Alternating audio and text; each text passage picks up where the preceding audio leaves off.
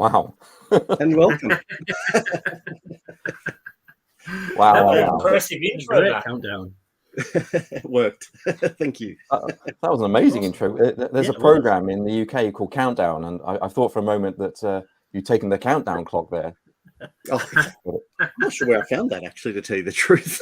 But it looked good, something different, instead of the regular countdown.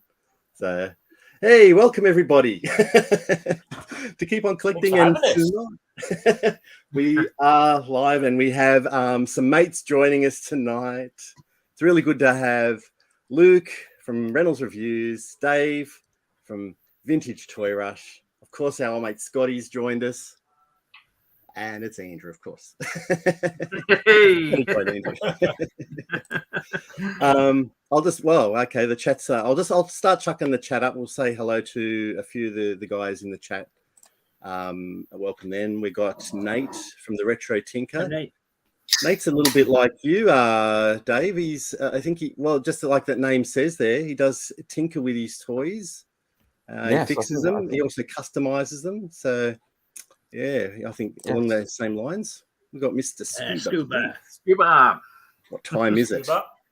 Now, I think we should clear this up. I think we should clear up what time it is, because I'm not even sure I know what time it is. So because I know Scuba, right? Scuba, it's very early in the morning for Scuba, right? I'm well done for making it. Yeah, I want to say it's like, is he 5 hours behind or something? I want to say it's like 5 in the morning where Scuba is. I don't know if I'm right there, but it is, yeah.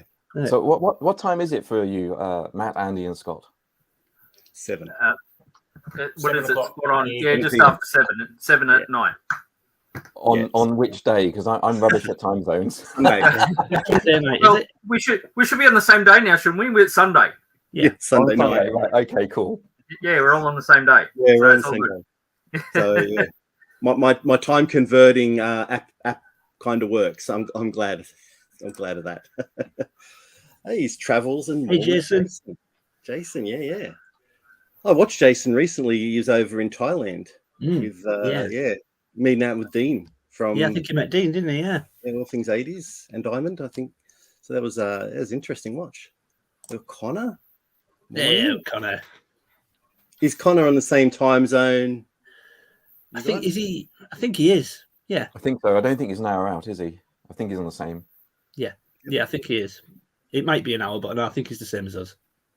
Okay. No brewski for Connor yet then. Maybe for him, I don't know. Somewhere. Well, would Scuba Pete be having a brewski? Like, is he still going, or is he up early? He's early. Well, so I had a bit of intel yesterday. So Scuba and Leslie sent a message saying, we're going to set the alarm for 5, and then we'll be watching this in bed. So they may well be in bed watching this. Who knows? Okay. Or coffee time, not beer coffee. Yeah. So or Scuba may be awake and Leslie may be asleep still. Who knows? Is someone kicking someone out for the coffee? G'day, Dino. G'day, Sarah. Hey. Thanks for joining us. And we've got Mr. Scuba. Morning, lads. It's Steve. G'day, Steve. Thank you. And DCB June. Yeah. Hello, Camilla. Gotta be careful what you say now, Dave. I am. That's the other half, is it? That's the other half. Yeah. Very good. Other half. Wonderful lady. Yeah. I think I've got my points now. So we'll hear no prices from you then. It's $5. It was all $5. She knows all the prices. In fact, she often buys stuff for me. So excellent. Very lucky. Sweet. A keeper. Absolutely. Action Figure World, AFW, evening. G'day. Thank you. Mate. And we've got DTM Collectibles in the house. Thank you very much, DTM, for joining us. We've got our friend Jules. Here you go, Jules. Hey, Jules. Jules is almost like a Rolando in a lot of live streams supporting all us Australian folks and cool. even overseas a lot of the time as well. So everywhere. A lot of people just saying hello to each other. We've got Kat. Hello, Kat. Hey, Kat. So I'm not flashing up everybody's chats there. We're just saying hi. G'day, morning, Stu. Stu's with us. Wasn't Kat Stu just on a... right? Cat's in the US. Yeah. Cat's in the US. Yeah. I'm not sure where. But Stu was... I just watched Stu this morning. It's on the BGM show. Oh, was he?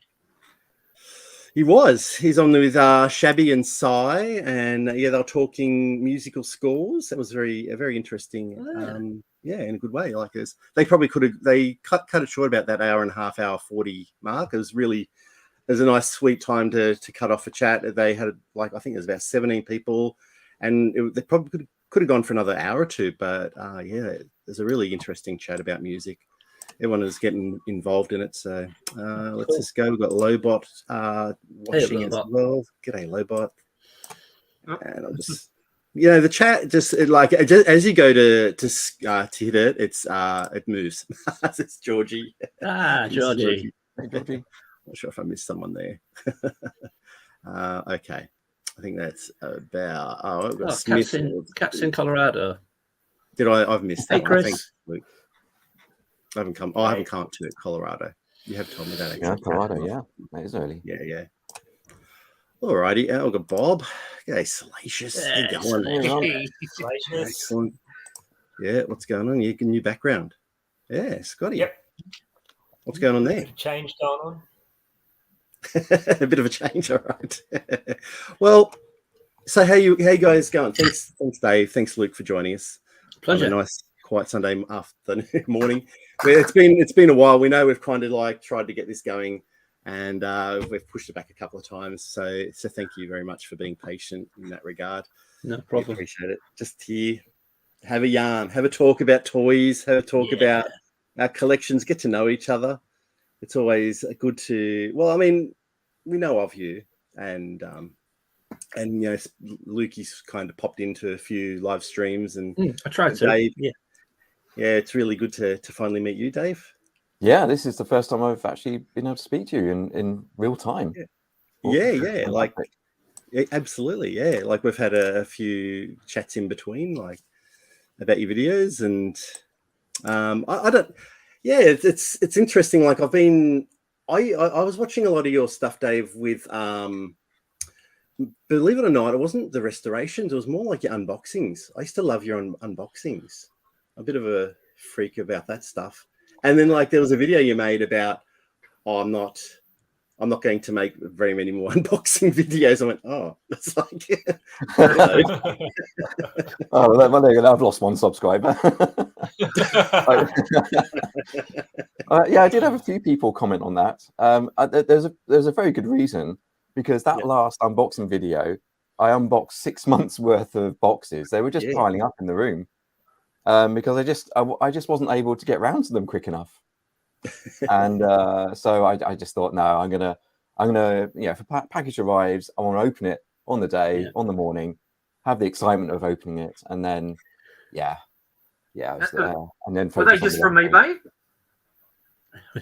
From all over, eBay, Facebook, whatever. It just lots of purchases. But we've spoke about this before, though, Dave, haven't we? That I am amazed that you can sit on boxes for months and months and months. The minute I get a box, if I'm 5 minutes, I've got to go to work, I'm ripping it open before I leave the house.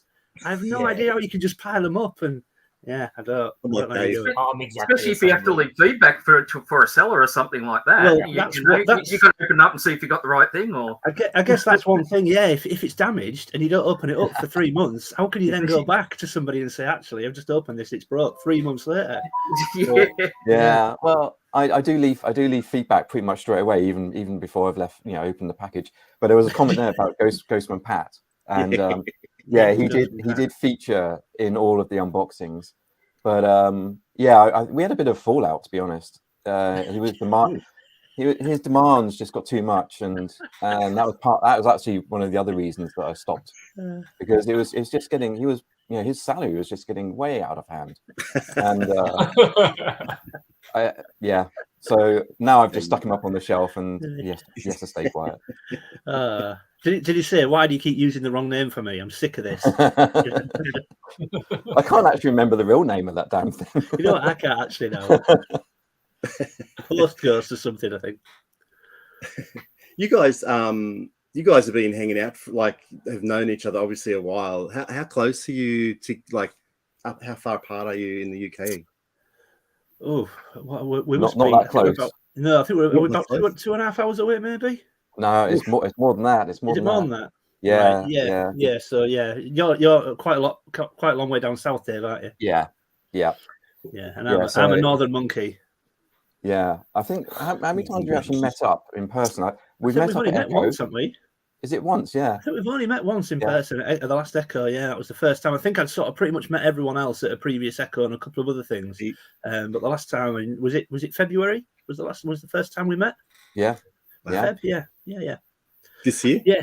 But we've talked a lot, haven't we? We talk a lot. Yeah. Well, I mean, I think because we started our channels pretty a similar time, really, wasn't it? Yeah, very similar. Yeah. Sort of early COVID or just pre-COVID, maybe for yourself. Yeah, I started in February 20. Yeah. So, and we've sort of been supporting each other ever since, really. Just I'm always in contact. So it's a bit weird because you speak to all these people online, and then you think, what's it going to be like when you meet up face to face? But you just you see somebody face to face for the first time, and you just carry on as if you just know as them. if you know them. Yeah. It's for sure. Oh, yeah, me too. I'll tell you what is quite funny though, and I always tell this story. My lad who's 15 now, he's turning 16 this year. He's a big gamer. Yep. He always he's on his Xbox and he's talking to people from wherever he's talking to on his headset. And I'll always come in and I'll say, what are you doing? I'll say, I'm just talking to my friends in Australia or America. And I'm like, are these friends you've met online through gaming? Yeah. So they're not, you can't really call them friends, can you? Because you've never met them, you never will meet them. They're just people online. You can't. 3 years on, he now says to me, who are you talking to, Luke? Talking to my friends in Australia. Well, you can't really call them friends, can you? Shut up. Yeah. Oh, I always do it. He always grins at me when he knows I'm talking. So comes in, are we talking to Luke? All the time. Shut up. Comes back and bites you on the bum, doesn't it? Oh, honestly. But again, this is obviously pre YouTube, and in my head, these kind of things, but you can't really have a friend in Australia that you've never met them. You just speak that they're not really friends. They're just people through gaming. And obviously now I do it. Who are you talking? Talking to my friends in Australia. I'm talking to my friends in America. Whoever. Never met them, but yeah. So he always calls me on that one, the little kid. Cheeky bugger. I think we're all COVID channel babies, are we? Is that what they call us? I don't know what they call us. COVID boomers. Yeah. Now you say that we live far apart, right, in the UK, but of course our distances are relatively different, right, to the distances in Oz. Yeah, because so, we can fit UK in New South Wales. So, when you say 2 hours, that's just a trip down the road for us. Yeah, it's funny because when we talk to Shabby, like in America, a road trip to see someone for 5-6 hours is a fairly short trip apparently to them. If I have to drive somewhere that's 2.5 hours away, I think that's it's a long journey. But yeah, to you guys, it's probably nothing. Well, Matt's about 2 hours from me, but then again, a lot of that's because of traffic. Yes. So Sydney has, even though it's very populated and the traffic is just insane. Sometimes it can take you an hour, to go 30 kilometers or something like that. Right. It's just insane with the traffic. So I guess it depends when you hit the roads in the UK. It's whether it's really busy or not. Oh, okay. Yeah. Generally speaking, though, I think Australians have a pretty good tolerance for jumping in the car and covering some miles. Like more so when we first came out of COVID, and it was like that. I just wanted to get out and go places. I drove 3 hours interstate to Canberra just to go to the Canberra Vintage and Collectible Centre to toy hunt because there's not a lot of vintage toy stores really here in Sydney. We've discovered a couple. But yeah, I mean, to go 3 hours for the day to go and check out a couple of shops and try and bring home some vintage toys, I'll happily do it. You know what I mean? Yeah, hey, Steve. Yeah, I guess that's the difference, Scott. Because I mean, there's nothing wrong where I am. You know, we've got one modern toy shop, which sometimes I'll go to, but very rarely, and that's like 40 minutes away from me. But you know, but I don't generally make it. I'll go drive through. I just don't. I mean, there's Leicester Vintage Toy Shop is probably about 3 hours from me, maybe a bit more. So I could quite happily get in. I mean, if I wanted to, I could get up at, I don't know, 6, 7 o'clock, get in the car, and I could be there for 10. You know, it never occurs to me to do that. It just doesn't, because it's 3 hours away. I'm not going to do that. So you're probably right there. As UK guys are maybe a little bit lazy. So you mentioned New South Wales, but so Scott, are you near Matt and Andy, or you like on the other side? So we're all in New South Wales. Okay. I'm closest to the city, so I'm only about like maybe 8 k's from the centre of Sydney. So you know, I'm kind of in a metro area. Matt is, I suppose, like maybe like an hour and a half north, I suppose, or maybe even less. And Andy kind of southwest. So, but still, like it's you know, it wasn't that long ago that I you know went up to see Matt just for the day. You know, have some lunch and film some videos together, and it was awesome. And likewise with Andy, you know, I've been to his place before, and I'm really not fussed to jump in the car and go an hour and a half or whatever it is. I wouldn't be doing it every weekend, but yeah, I've got quite a tolerance to do that. But I suppose it's just everything's relative here, isn't it? Sydney's a big city. Like you can start in the centre of town and drive for 2 hours and still be in Sydney, still be in the, you know, the kind of city limits, I suppose. Yeah. And then you throw traffic in as well. So so we're all within a couple of hours of one another. But you know, we don't let that get in the way of seeing each other fairly regularly. We could always see one another more, but between toy fairs every other month and other things, we never go too long without at least something in the calendar where we're going to see one another. Yeah, it's great. I do enjoy it when I see you guys actually get together. They're always really good videos. And when I was watching your last video, Matt, and you just saw Scott pop in the background, and I thought it was great. That was great. Look, it's a total, like, see, because I'm, you know, just obviously like you guys, like Dave and Luke, you know, a one person channel.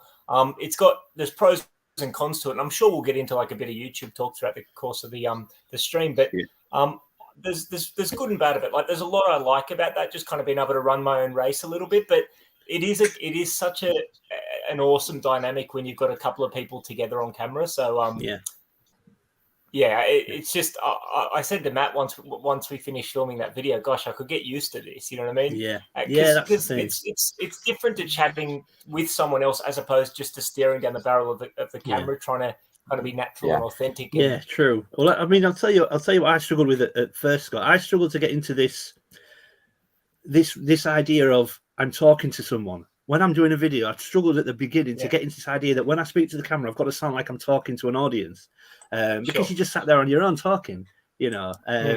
So I did it sort of 3-4 times. It just sounded like I was talking to myself, but I had to try to make it as if I was talking to someone. So it does, you know, it's not a problem now. But at first, I had to really try hard to imagine there was people in front of me, pretend like I'm talking to them. I mean, I like a lot of people. You come off robotic, like you're reading from a script, don't you? I don't script anything, but you come across really robotic, or I think I did at first anyway. Maybe do now, I don't know.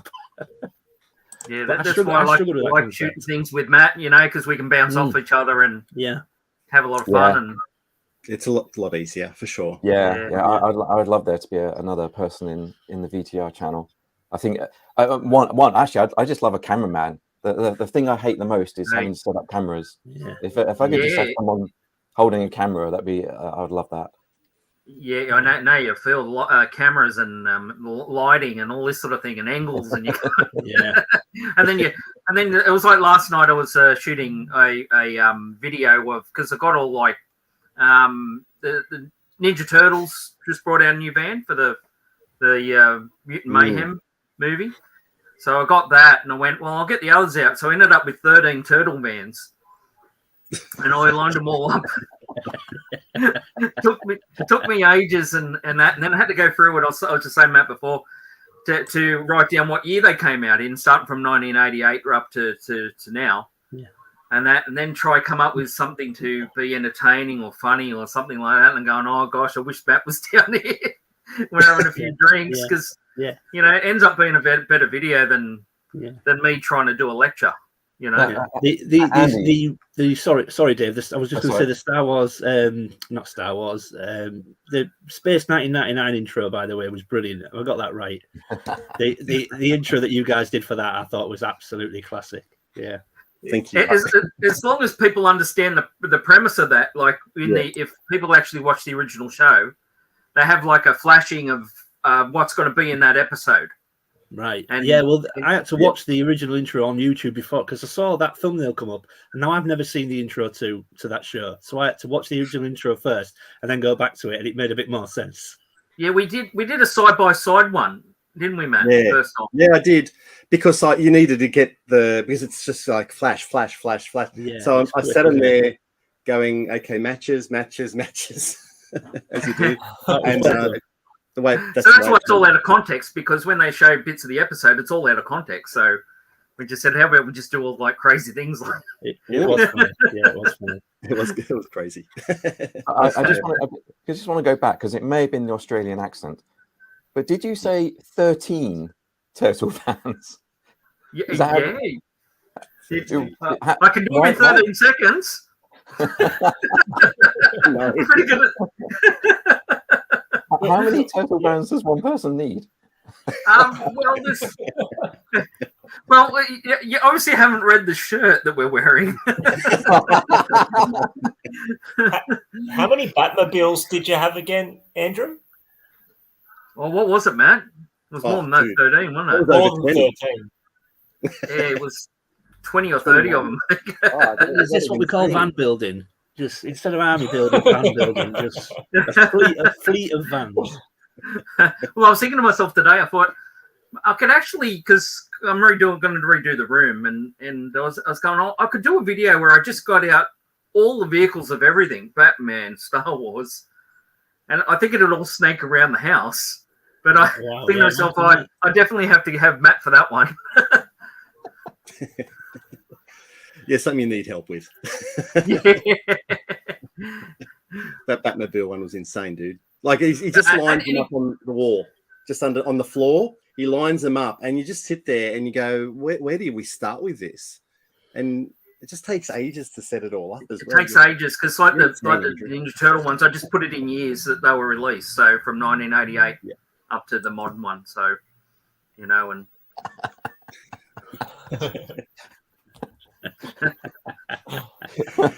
Do we have an accent? Sorry, Dave, go on. I was just going to say, quite often when I go to America, the Americans think I have an Australian accent. They go, "Where are you from? Are you from Australia?" No. You know the answer to that, Dave? You go, are you guys from Canada? Yeah, exactly. I've heard. Scotty, I love that background there, mate. I love it. It's starting to look like Blockbuster. Well, that's the vibe. So today I texted Matt like at 6:15 saying, "Are we going live at 7?" Just because I got lost track of time because I put this the new bookcase together today, and I'm useless at flat pack furniture. So if it takes an hour, it's going to take me an hour and a half just before I realise that I've put it together wrong and go backwards and get it sorted. So I wanted to do a bit more justice to the VHS collection. Like I've got a lot of ex-rental like wrestling tapes because such a big part of my childhood. Andrew, I don't know if you can spot. What I want to do is like this area up here. Like I want to be kind of changing it constantly. Obviously, collection rooms always evolve, but I want to just have up here the stuff that I picked up recently, the stuff that I'm kind of loving most at the moment. So a few of the bits I picked up from Collecticon a couple of weeks ago. I got the Home Alone laser disc. I don't know if you can spot that up there, Andrew. And far out. Yeah, there it is. A great laser disc. It's got a beanie on it. And, sweet, yeah. So also, like this, Mario Kart as well. This was actually in my family's living room in the 90s. This is actually in storage. I dug it out. This was like I used to play Super Nintendo on this TV as a kid, so I wanted to get it into the collection room. Sweet. And then the posters up here, they're actual like Aussie daybill, like cinema posters. These would have been in lobbies back in the day when these movies came out. So I got a lot of stuff that hasn't really been seen up until this point, and I'm planning on doing a video that talks about some of my childhood memories of playing video games and stuff like that. So I thought, well, you know what? Let me get a backdrop going that's a bit more suitable to that, and obviously just snuck it in for the stream tonight. But one thing I haven't figured out is the lighting is nowhere near as bright in this corner of the room. So anyway, we'll have to figure that out. But it looks great, Scott. It really looks good. It does look good, yeah. Appreciate it, mate. That's been my Sunday. I love a VHS. I do love a VHS tape. Yeah, I mean, like action figures are vintage action figures are the focus for me, but I like to have different things that represent different parts of the childhood, because it's all nostalgia. I don't collect any modern stuff, and obviously nostalgia is a big part of modern toy collecting as well, but modern stuff just doesn't do it for me. If it didn't exist, if it wasn't around when I was a kid, it doesn't have that same pull to me. So vintage toys are obviously a big part, but I also just need a little sprinkling of VHS in gaming, so that when I come in the collection room, like I want to feel like it's 1992 or 1989 or something like that. Get that feel. Well, you know what, Scotty? I'm going to buy you 2 modern action figures from maybe the new Turtles line. Only 2. And that'll make you collect the rest of them. Why 2? Well, you have to collect all the rest of them. It's like taking a shot. You're gonna get more. Give me the bug. But you look after me too much, but no, it's a bug I don't need. Because it's a pretty compact room I'm in here. Like I can touch both sides of the room. It's a bit longer that way, but space is my biggest challenge. So yeah. So just going on to what you've just said there, Scott. Then is there not a single modern item in your room? Not a single modern thing that appeals to you in any way? The newest, look, aside from bookcases, like if we're talking about what's displayed, the newest item toys, I have is If we're talking about anything that's on display, the newest thing that I've got in my collection is a Burger King toy from 1997. In 1997, there was Burger King put out some Universal Monsters toys, and I don't really remember them from my childhood, but I love Universal Monsters. Like, the Remco, what are they called? Mad Monsters, or, like the 3 3/4 inch, like, classic Universal Monsters figures that I don't know if it was Remco or Mego, but Remco. They're really pricey and I love them and they're really tricky to come by. But Burger King put out a set and they glow in the dark and they got all sorts of cool stuff going on. So I've got some of them, but 1997 is really the newest thing I've got in my collection. My cutoff, like in terms of the things that generally appeal to me, it pretty much ends at 1995, because 1996 I started high school, and I still played video games, and when I was in high school I was into like Warhammer and stuff like that. But as far as like toys go, really I said goodbye to that for the most part in 1995. So that's kind of the cutoff. But to answer your question, Luke, no, I don't have any kind of like. Obviously, there's been a heck of a lot of modern Turtles figures, both classic re-releases, but also modern updated figures. I haven't really been drawn to them. The way I look at it, it's not that I don't like them. They don't have the same emotional connection to me as vintage stuff. Interestingly, I got a lot of vintage stuff that I didn't even have as a kid, but for some reason, I can still get invested in that because it's part of the nostalgia that I have for the era in general. You know what I mean? Yeah. So, and that's interesting. Sorry, mate. Sorry, I thought you finished. No. You go ahead, mate. I was just going to say that's interesting what you just said at the end there, because recently I've sort of tried to, because the room's full where I am now, I've sort of it's kind of forced me to refocus on my collection and say, right, what is actually really important to me. And I've started looking around the room because I'm now in a situation of if I want something in, I've got to get something out. It is quite literally like that. So I've started to look around the room and it has to fall into, I asked myself 2 questions. One, would I be bothered if that wasn't in my room anymore? And 2, obviously, if it, gifts and things like that, I don't ever move on. But it's got to be something, because yourself, like you've just said, collection it evolves, your taste evolves over time. There are things in this room that I bought 5 years ago that I absolutely wanted then, but I look at now and go, would I be bothered if I didn't have that now? Probably not.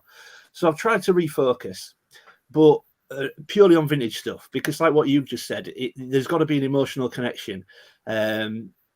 But I will still get some modern things, and that's kind of what I was getting at. You know, there is, for example, I've just bought the Knight Rider Playmobil set.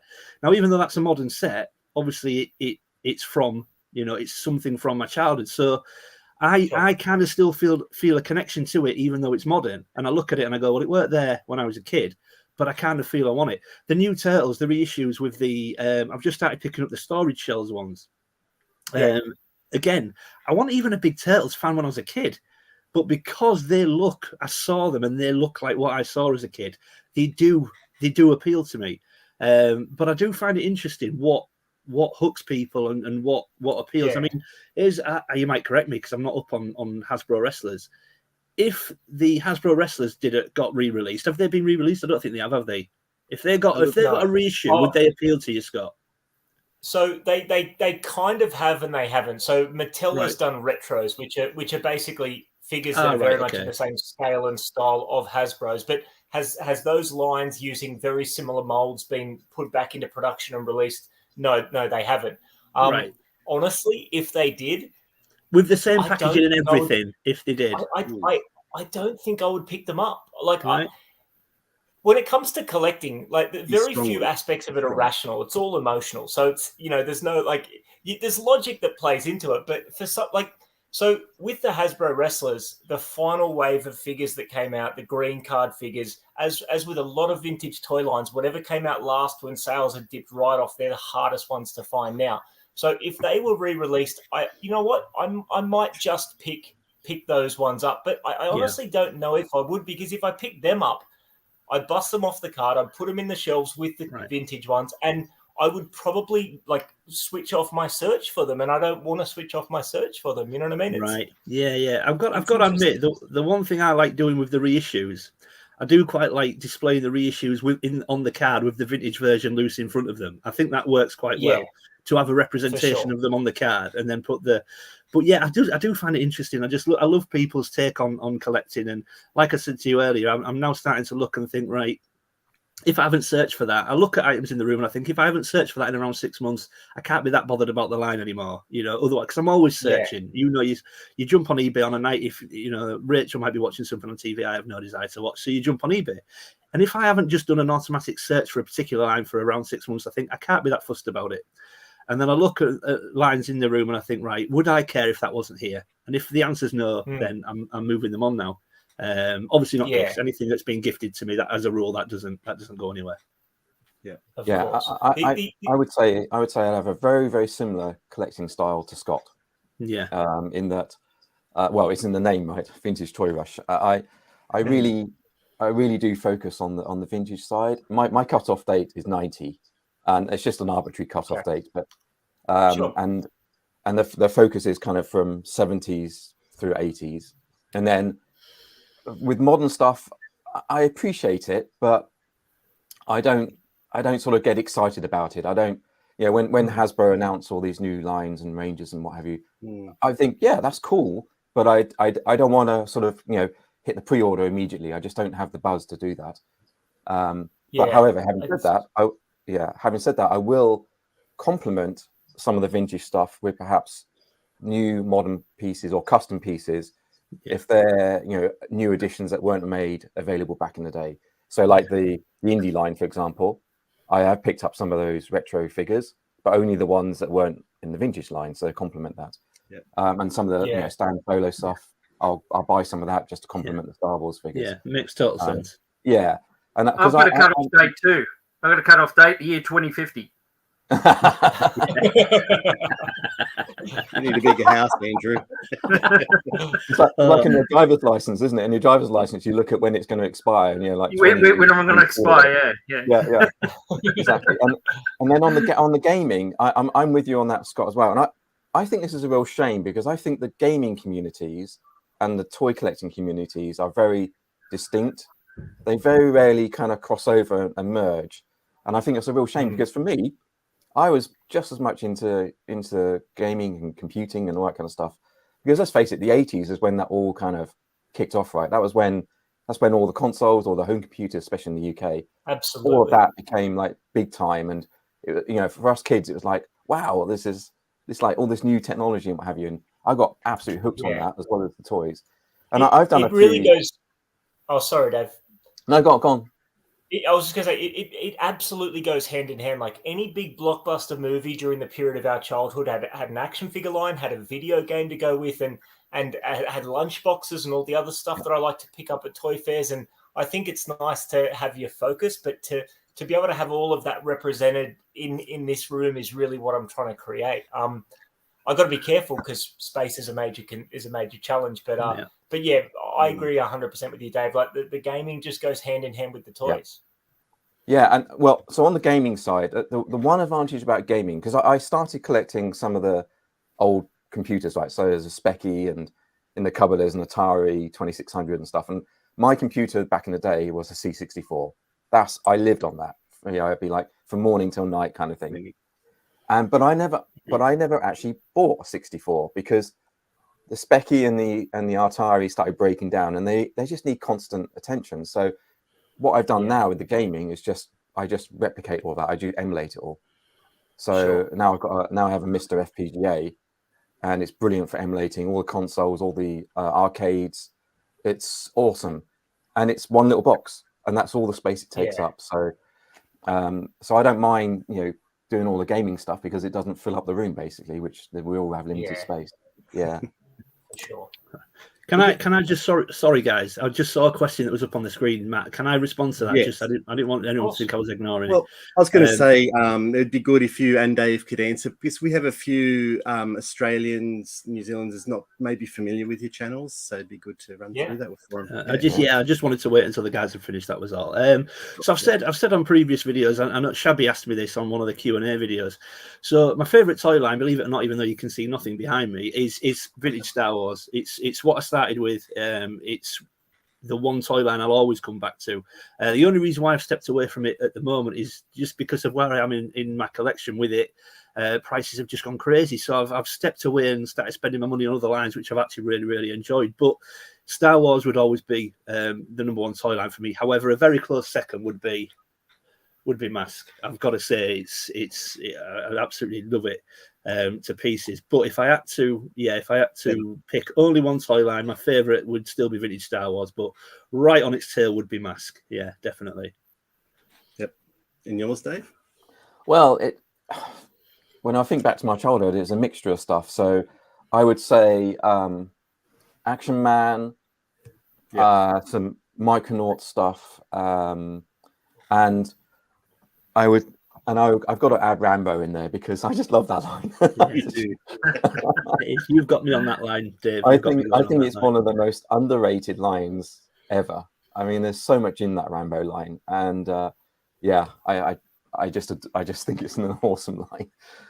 Yes, agreed. But it's not one that I had as a child. I never had Rambo as a child. It's just one that I just think is awesome since becoming a collector. It takes up a big area though, Rambo does, isn't it? Yes, it does. So this room isn't particularly big, and it's completely full now. All the shelves are full up, and I've got a little. I say little. I've got a kind of storage cabinet in the middle of the room now, where I've got stuff that's not on display, and I've been trying to hold back on playsets because they're just so big to display. But I've decided I'm just going to buy playsets now anyway, even if they don't get displayed. Maybe I'll cycle through them. But yeah, the Rambo line, I mean, it's a 6-inch line, but there's quite a lot of characters. There's a lot of vehicles that go with it, and then there's of course the awesome playset as well. And I would love to have at some point. I would love to have a proper Rambo display with that playset all set up. Just a quick question on your Rambos. Actually, Rambo himself, does your one did the head discolor? Some do, some don't. I've got one that's discolored, one isn't. Yeah, and that's not from like sunlight or anything. It's just the plastic, isn't it? Yeah, it's like all these things, right? It may just depend on the factory it was made in, the plastic that was used. But okay. Yeah, there are some very pale looking Rambos out there. Yeah, he looks like one looks like he's very ill and he's going to throw up. So. I mean, Alman, come on, give him a break. He's getting old now. He's getting on a bit. I think mine's sick just because he watches me record too many videos. I think mine are doing okay. To be fair, mine don't look too bad. Is there in a particular which Rambo particularly do we think good? Because there's obviously Fire Force, and then there's it Fire Force or something? Yeah, There's a few there. Which one is it that tends to? Because mine seem okay. That's the Wonder. It's that one that it's this guy. All right. Normally, Mine seems. But this one's all right. Yeah. All right. I didn't know that. I didn't know the heads tend to. Show us again, Dave. Yeah, this guy is the one whose head normally goes, but he's okay. Yeah, mine looks okay. Whenever I see that figure at a toy fair, it's always got like a really faded head. Right. Yeah, mine does. Yeah. I've never seen that. All right, I'll look out for that. I was going to. Dino's got a question for Andrew. I was going to limit him to 20 words or less, but mine's gone missing. I can answer that one. I remember actually only the day ago. Now I can't find it. So Andrew's selection rules are no rules. My collection rules are keep on collecting. Yeah. That's right. you just keep going until you can't get into the room. You crawl over it. How big is your room there, Andrew? How big is that room? It's a 3-car garage. Wow. So it'd be like, what do you reckon, Matt? 50 feet. Bloody big. Yeah, by about 30, I suppose. Something like that. Yeah, the size of a retail store. Yeah, that's not a room. Yeah, that's like a warehouse. It's a 3-car garage. Yes. So are we all running out of room? Is that what we're saying? Yes. Yeah. Space is the major issue for me. Absolutely, I've just completely run out, and I don't want to stop collecting. I want to keep on collecting as well. So yeah, it's. I think I might. Yeah, I've got one. There is one talking about collection rules. There's one rule in this house. So DCB, she says, I can collect whatever I want. She doesn't care. I can buy as much as I want, as long as it stays in this room, right? It can't fill out. Yeah. And that's the one rule that I've got. So it does slow me down a little bit because, like I say, there's a few play sets where I go, oh, I'd love to get that. There's some Karate Kid play sets that I would love to pick up. Yeah. And put some, I'd love to have a Karate Kid display of all the figures and what have you. That, by the way, is another massively underrated toy line, Karate Kid.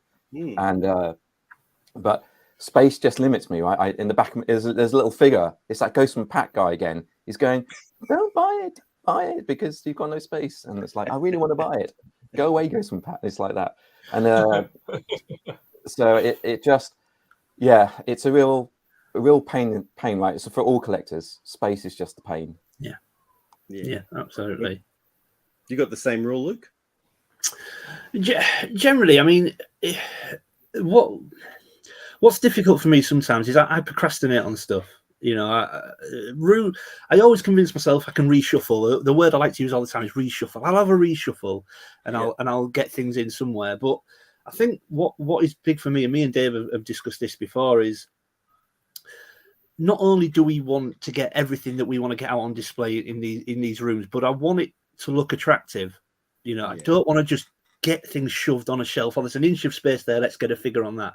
And you walk in and there's just a massive. So not only do I want to try and get everything out that I want to get out, I want it to look appealing and attractive on the eye.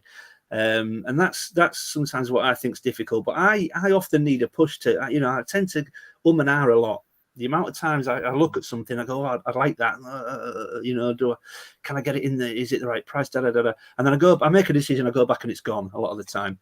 So I'm quite surprised how often I and ah about something and I need Rachel or my brother or someone to go, just buy it. And all of a sudden I kind of feel free. Oh, right, they think I should buy it. I'll just go buy it. It's a really strange concept. If we're out, it's very rare I find anything out and about, but I often see things and I don't know. And Rachel will just come along and just buy it. Just if you want it, buy it. And all of a sudden I go, oh, all right, then I will. It's a really strange thing. you know, Dave once said something to me that I often say to myself now, because my budget is very modest. I don't know if I'm going off on a tangent here, but my budget is very modest. So not only do I have to work really hard to get certain things into my collection, I've got to work really hard to get it at the right price. You know, I've got to work really hard to do that. And I do have a tendency to pick up, you know, on eBay especially. I do have a tendency to be able to get a bargain. But Dave said something to me once that I do say to myself now is sometimes you've just got to spend the money and get what you want. He said that sometimes you know, yes, we all want to try and get that bargain price, but every so often you've just got to spend the money and get what you want. And the last time I said that to myself was when I bought my vintage hacker from Centurions, and I got that at a good price, but I still ummed and ahed because in my world it's a lot of money. So I paid 75 quid for a complete hacker. Now that's actually a good price, but I still sort of went, oh, it's still a lot of money for one action figure. And then that voice came in. Dave, Dave's fault I'm buying these things. And I just heard Dave's voice in my head just go, if you want something, you've just got to pay the money and get it. So I did. So, yeah, I don't know if I've answered the question really there. I've gone about the houses, but... I don't remember what the question was. What was the question? It's worse when it's got the original sticker price on it too. Oh yeah. $1.85. Imagine you're paying $200 for it. You're gonna have to leave some room for scuba. Yeah, there is a bed in here now. Yeah, there is. This is where I get banished if I start snoring. Yeah. Yeah, there used to be a sofa. We swapped it for a bed. But they just try to tell me something. I'm the same as you, Dave, and I was given this room to keep my collection contained in this room, and it's just it's a little bit hard. And recently, I bought one of those Detolf glass cabinets, and I've kind of just snuck it out there, just outside the room, and I got caught, of course, and what's going on here? I'm like, oh, you know, just a couple of extra things that need to be displayed. They can't be stored. And you've marked your territory just outside of the room. I like it. Just outside, like there's a certain grasp area, like, you know, there's got to be a bit of reach. It's like, No, I mean, I'm quite lucky. Like what Dave said earlier, Rachel is very. I mean, she rolls her eyes a lot, and I think she does it to wind me up. But she's very supportive of what I do, and a lot of this stuff she's bought. But I am under specific instructions that it cannot spill out. This stuff cannot spill out of this room. And the only thing that is not in the room is that I do have almost a life-size Han Solo in carbonite, which is in the dining room. When we moved into this house, we have two big recesses in the dining room. And Rachel herself said to me, Han in carbonite would look quite good in one of those, wouldn't it? If you sort of backlight it, and I sort of then went, yeah, it would, yeah. Is it? Can it go down here? And she's like, well, it's not going to go in your room. Yeah, I thought it's a trap, you know. And so I just sort of said, yeah, it would look good there. And so, well, you can't put it in your room, and if you do, you're going to lose a lot of space. So you know, so Han in carbonite is in the dining room, but that is the only thing that is outside of this room. Yeah. Oh, something's made it out, I guess. Yeah.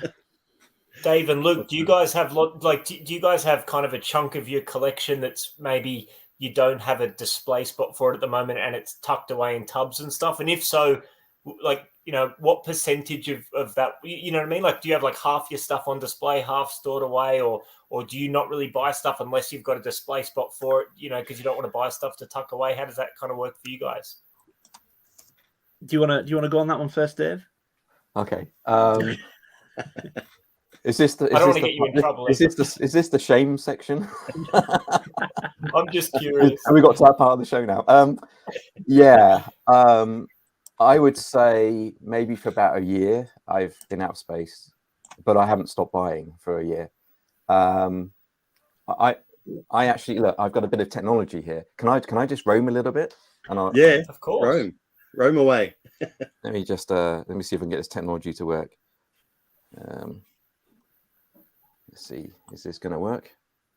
Look at that! Woohoo! Right. Wow. There's a workstation. Oh yeah, there's the station. That's the restoration station. That's famous, man. Right. So see here. This is full of. So how organised.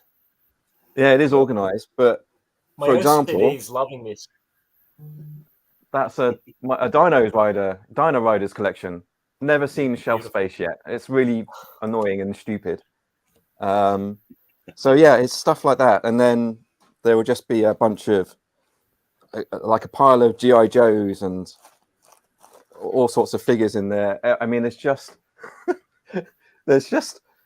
there are just tubs and tubs like that, which I just haven't put on display yet because I've got literally nowhere to put them. So and I know in my mind that Dino Riders display would look awesome when they're all out, but I just haven't done that yet. So yeah, I don't know. I'm not going to stop. I've got in my mind. This is what is this collection room number 2? I think I call this 2.0. Yeah, 2.0. And in my mind, I'm thinking about a 3.0 and one where I'm not gonna. It's impossible for me to display everything. So I think 3.0 may be quite different, where I will probably just circulate stuff around, maybe just give a little bit more space to the things that are actually on display. Because I would, like you, Scott, I want to get the gaming stuff in here as well. I want a monitor in there, and I want to be able to do the gaming and all that kind of stuff. So yeah, space is a real pain, and but I'm not going to stop because there's so many different lines I want to just keep going into. And one day, my hope is that maybe I'll find somewhere that isn't actually in the house. Maybe I can find a room or a museum, or I don't know whatever you call it, but somewhere where it can all go, and I just collect, and then it just goes on display in somebody else's house, basically in somebody else's building, and then not only I can just see it, but other people can see it as well. That's where I'd like to get to. Wow. Yeah, that would be cool. Have you ever thought of this could be blasphemy here, but could you move the restoration station out of that room and give yourself a bit more room? The restoration station takes up no space. Oh, okay. It literally takes up no space. It sounds grand, doesn't it, the restoration station? But let me just show you exactly what it is. I'm going to ruin all the mystery now. Here we go. So the restoration station is literally a shelf. That is it. I can push the shelf back in, and that is it. That's all it is. So when I finished, I just pushed that shelf back in, and then that's it. It takes no space. The thing about the shelf, though, is it's like really wobbly, and it's not, so all these restorations are done on basically a shelf. That's it. That's the mystery ruined. Sorry. So for me, Scott, I'm probably quite lucky. I've probably got about 90% of my collection out. I've got a couple. I won't move my camera because my camera's iffy. It'll go off if I try to. So I've got a couple of storage containers sort of down here underneath the shelves to my sort of left side. I've got quite a large storage bin in the spare room upstairs, which has got some stuff in. But generally, everything that I would want to display, I've got on display. A lot of the stuff that's stored away is if I've got duplicates or spare accessories and things like that I might try to help people out with. And, someone might put that they're looking for a certain figure or what, and have I got one of those upstairs or whatever. But it's generally stuff that is, like, say, either duplicates or whatever. So I'm quite lucky that I've probably got 90 to 95% of everything that I want to display out on display. But so we've got storage, not a huge amount, I guess. Storage bins there, one upstairs.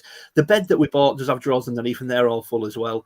But again, it's more accessories and just duplicates of stuff. Although I did get gifted, and they're not on display yet because they're not ready to go on display. So that would be two things. I did get gifted a vintage Vader TIE Fighter and an Interceptor from Dave at Toy Polloi.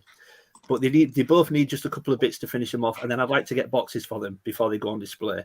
So they are two items that I have that I would like to display, but they're not ready yet. But after that, I would probably say 90% is out, and the rest of it that's packed away is duplicates that I just tried to sort of help people with or whatever. I'm doing okay. But I think that's because I'm constantly reshuffling and now one out, one in sort of thing. So it's not often that I end up just buying things and then putting them straight into storage. And if And if there was something I wanted to buy, space wouldn't stop me. If I looked at it and go, well, I don't know what I'm going to do with it, I would still buy it, and I would be happy to store it until I had somewhere. But it certainly wouldn't stop me from buying something I wanted if I felt it was just going to come into the room and be tucked away for a while. Because I would rest in the comfort happily that I've got it. If that makes sense. Even if I know it's in a drawer, I was like, right, I've got that now. So I'm not bothered it's not out at this point. I know I have it, so I can relax and refocus elsewhere. So no, it certainly wouldn't stop me. It sounds pretty similar to me, Luke. Like I've got a pretty, I would say kind of 85% of my stuff, give or take, is on display. But I'm trying to be disciplined in the only reason something should be stored away is if it's a duplicate or if it's something that I've bought in a state like it's not complete. Because I'm a little bit weird in that I don't like to display figures that come with lots of accessories unless they're at least most. All right. If a figure comes out with, because I collect a lot of early 90s Playmate stuff that came out with 7 weapons, and so there was lots of figures that I collect that come with a lot of accessories, and I want to complete them all, but I need at least a weapon in each hand for it to go on display. It's a weird kind of thing. Yeah. So I have a lot of stuff stored away where it's not yet complete, and the other reason it'll be a duplicate, I'll be trying to complete it, or the other thing will be that I haven't yet filmed a video on it, because another weird thing I have is I don't want to put something on display until I've filmed a video. And that's really just to get my ass into gear, because otherwise I'll just won't get around to making a video about it, that actually you said something in a video not long ago, Scott, that resonated with me, and I thought, yes, somebody else that is exactly like me. Now whenever I pick up any figures or anything, if they've got, like you just said, 5, 6, 7 accessories, if I've got no accessories for that figure, they won't go on the shelf until I have at least something. Because I really don't like looking at a figure on the shelf that has nothing, just nothing in his hands, nothing, whether it be an accessory, belt, a cape, whatever. I hate putting a figure on the shelf if it has nothing. Even if it's got 1 or 2 things to put in their hands or whatever, that's fine. I'll put them on the shelf. But if they've got nothing, I hate putting them out until they've got something to go with them. Not necessarily complete, just something. But a bare figure with nothing, I don't like putting them out. And I remember you said that, I think, once. It's a bit of an inconvenience in some of the stuff I do collect, because some of these, like for instance, Ninja Turtles figures or Toxic Crusaders figures that came out with 4, 5, 6, 7 accessories, and sometimes you'll have an accessory in each hand, you'll have an accessory storage on a belt, and then you've just got all these loose accessories that sit on the floor of the shelf, and I don't like how that looks. But I'm like, well, if it's complete, I need to display it complete. Sorry, I'm just laughing at my brother's comment there. Sorry, that's my brother. There. I'm just sorry, Scott. I just caught what he said while you were talking. That's okay. Sorry. Washing a ditch. Yeah. I just saw it come up, Scott. I'm sorry. I just started laughing. No. That's quite okay. It sounds like we're very similar in that sort of regard, though, Luke. Yeah. I say I find it interesting when certain people say certain things, and it's funny how some things just stay with you. And when you said that, I remember thinking that's exactly what I'm like. And you're the first person that I remember hearing or saying something similar. I just don't like doing it where there's got nothing, even just one gun, and I'll put them out. But again, I think Scott and I even though we're from different sides of the planet, we seem to be very similar. I'm also wanting to complete figures, right?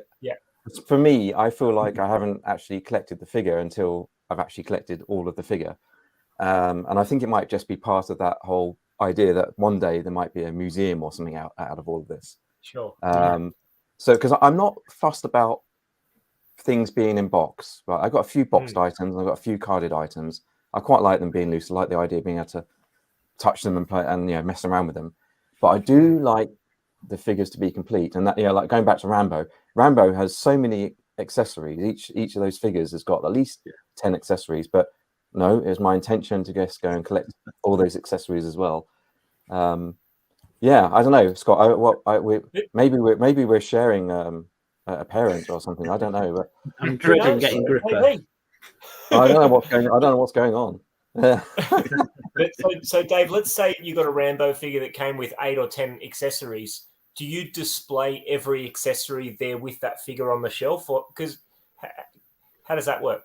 Well, with Rambo, yeah. So there's one thing that annoys me tremendously with some figures. Figures that can't hold all their accessories are like the biggest pain in the ass. It's like, what? Why? So the good thing about Rambo is that they can hold all of their accessories. So Rambo has Rambo they have belts, they've got leg belts, they've got all sorts of stuff to hold all the accessories on. So yeah, they're all displayed with the accessories. Yeah, I have a question there, that Dave. Oh, sorry, Scott. Sorry, mate. No, that wasn't me. Andrew, was that you? Oh, sorry. I was just going to say something with the new figures too, with the plastics. I notice they're harder and harder to get the accessories in now because the plastics seem to be quite hard. Even with the Origins, Into their hands. In their hands, it's hard to get the weapons in. It seems that the plastic's too hard to allow it to expand to let the weapon in, and I'm finding it more and more with the newer toys that are doing it. You know, and in fact, some of them are broken the accessories trying to get them in. But with the older ones, they seem to be a bit more flexible. Right, yeah. Can I just pick your brains there, Dave, what you just said, though? Gripper. Can Gripper hold every... Is there a way to get every accessory on Gripper? Because he comes with like 1 million Uzis, doesn't he? Yeah, let me just go. You need 1 million Uzis. I'm sure he does. I didn't think he'd be able to get everything on Gripper. He's gonna prove me wrong now, look, but I've got to get to him first. There we go. Yeah. Right. So Gripper. How many Uzis does he actually come with, Dave? Well, in my head, he comes with 1 million. Sorry. Yeah, I mean, he comes with 4 that he holds in his hand. You'd think that'd be enough, right? Right. No, not for Rambo line. He's got another one in a leg leg pouch there, and just in case, he's got another one here on his. So I mean, I'm dreading picking up this guy. I'm never going to get him complete. Yeah, and then he's got the knife. But this is what I mean, like that. Basically, all the accessories can be placed onto the figure. You don't have them. Yeah, I love that. And this is part of the reason I get. Maybe I'm put off modern figures because you buy a modern Hasbro figure and they come with 15 hands or whatever. Well, I mean, I don't know about you, but you only need 2 hands. So what do you do with all the other hands? Well, unless you're Andrew and you like collecting thousands of everything, but what do you do with all you make a necklace out of them, you see, like he is. You know what I mean? It's like you end up with all these bits of plastic that just go nowhere, and I'm sure they all get lost over time because they don't. One thing for me, Dave, is when I look at these modern lines, because I do have like an inner completist, the way I approach the vintage toy lines that I collect. And the idea of collecting a modern toy line that is not only still in production, so I don't know how long that piece of string is. It's going to end. But then the other part of it is I watch people, guys on YouTube talking about modern toys and saying, "Oh, I love both of these head sculpts. I love these different weapons. Makes me want to get 2 so I can display them in 2 different." And it's just like, man, I can't wrap. Like that's just too much for me. Do you know what I mean? There's like a part of me that I'm glad that that modern stuff doesn't appeal to me. As cool as it is, as much as I can appreciate, I can appreciate what goes into it. And if it makes other collectors happy, then it's awesome. I love that. But if I apply that to myself, I'm gonna have a panic attack. You know what I mean? Like that is one thing that put in the end. It was a factor in me slowing down with modern stuff because there's just where does it end? Like Motor Origins, especially. Where does it end? I mean, there's characters I've never heard of now, and then you're into Mattel. Is it Mattel Creations, like the pre-orders and I don't have the time or inclination to go chasing all those things, and they become I quickly came in and out of Origins, and I got to a certain amount of figures, ones that I recognise, ones that I'm familiar with from my childhood, and I thought that'll do because it's just like you say, Scott. How long does it go on for? Whereas with the vintage stuff, there's a clear start and there's a clear end. You know what you're aiming for. But I actually want to open. It references something me and Matt have spoke about before. So I wouldn't mind opening this question to everyone, all you guys. So now when I collect, most people will say to you, buy complete. And whilst that's good advice, it falls into 2 categories for me. One, you've got to be able to afford to buy complete. But my question to you guys is, do you lose something when you buy complete? Do you lose an element of joy from collecting? Because I think, great, if you can buy complete right off the bat, brilliant, job done.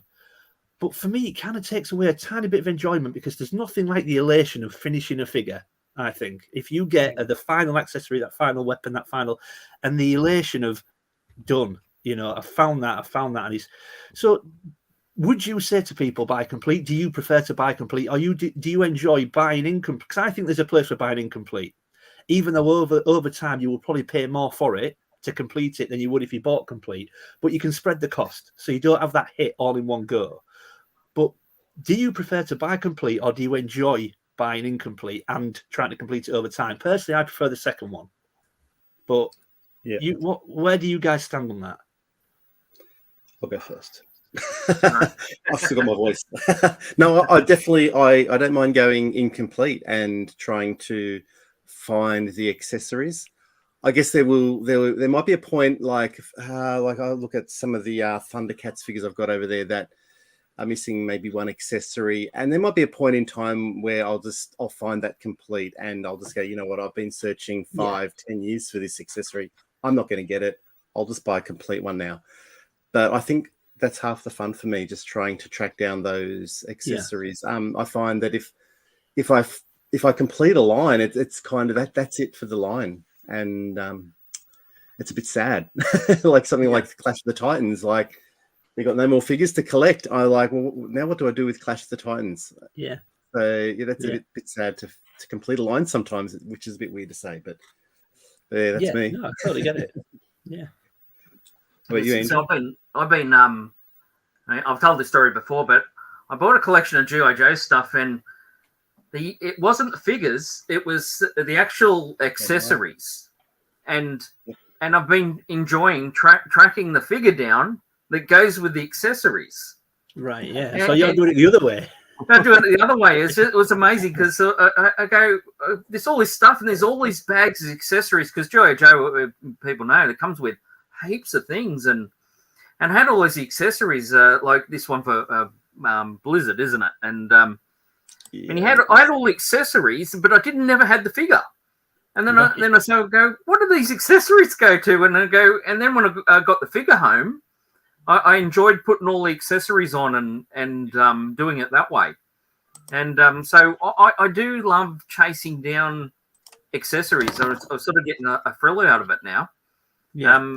I used to get figures, and they were incomplete, and I never sort of bothered about it. But now I enjoy tracking the guns down, finding what figure they went to, and things like that. And that's why I sort of got into the G.I. Joe just recently, because you've got so many accessories that are unique to that figure, and it's real fun. And so because then you always got. Even when you're when I'm collecting over the years, I mean, like behind me, I got all Aliens stuff there. You might see on the shelf, and we were going to the show, and Matt was down, and he said, "Oh, well, is that complete?" And I said, "No, because I always got something to chase if I haven't got a complete set." So eventually I will complete it because I think I'm down to 4 figures that I need on card, but. As long as it's out there, I know I've got something to chase and go after. So, and that's why I've let things go. I've seen things and go, oh, you're going to get, I'll leave it. It's like throwing the little fish back. You always got something. I love that, Andrew. Now you say that. Yeah. Well, if you're right, if you buy, you buy something and the whole line, and then you go, yeah, I've done that. And that's kind of what I'm getting at, because whilst it's brilliant, if you can buy a complete, brilliant, I get it. But to me, you just kind of lose something. It's like you lose that. You lose that buzz of the chase, that thrill of the chase. Yeah. And that's what half the collecting is the chase. Yeah. Not just having it, but going to toy shows and digging through. I mean, look at how much fun the guys and us we had. We went down to Melbourne and we're chasing things, or we go out to our not too far from here, and a fellow there, he's got all these accessories, boxes and boxes, and everyone's going through them, and this is this is this, and this, and it's so much fun. And I think you lose that if you go, oh yeah, guy, I've got all that, I've got a complete line, what do I need to come for? That's your hobby. So if there's always, that's why I think with me, that's why I collect so much, because there's always something out there to chase to actually finish a line. So I know out there that I'm never going to be finished. There is no end. To me, that's why I say my end date is 2050 because, you know, I plan to keep going until they run out of, till they ban plastic. Andrew got And I those. love plastic.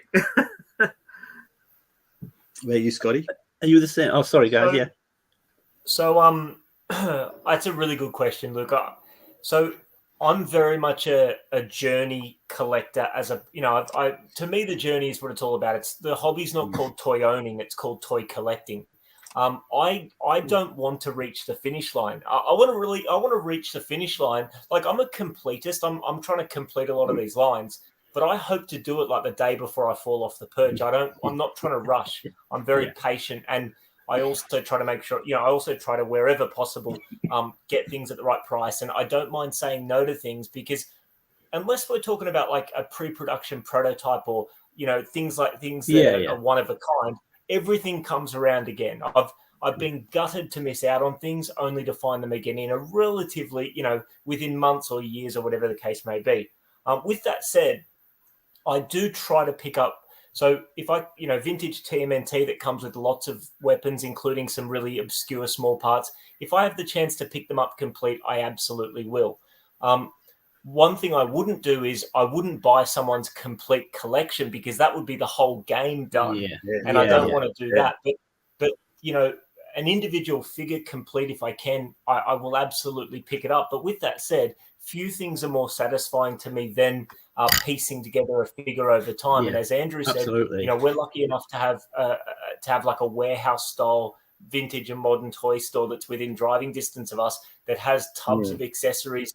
And I'm actually about to put out a toy hunting video in the next couple of days from this place. And there's a lot of tubs of accessories that are unsorted. So you can get some absolute gems there if you take the time to go through it, you know, with a group of us, and we can identify some things, and we've all had some success there. There are some things that I pretty much won't pick up unless they are complete. Case in point is Mighty Max. You know, one of my favorite toy lines to collect are these little Mighty Max sets. And, you know, these play sets, they come with, generally speaking, they come with like 2 or 3 mini figures. Like, you can see these tiny little mini figures. Everything comes out, little creatures. And, you know, this one little micro playset has, so 1, 2, 3, 4, 5 different parts to it. And unless you pick them up complete, it's just, I don't like my chances to find them unless they, you know, if I pick them up incomplete, I just don't like my chances to actually be able to complete them. I actually did make an exception to that rule at that place I'm talking about, Second Childhood Toys, that I'm about to put the video out about, because I came across this. This is one of the larger Mighty Max playsets, and this thing has about a dozen different small parts to it. And when we were at this place, Second Childhood Toys, I was lucky enough to have a new friend of ours, a guy named Lee, with us, and he actually released a book called The Toys of Mighty Max. It's like a checklist, a reference guide, and it's about the history of the toy line.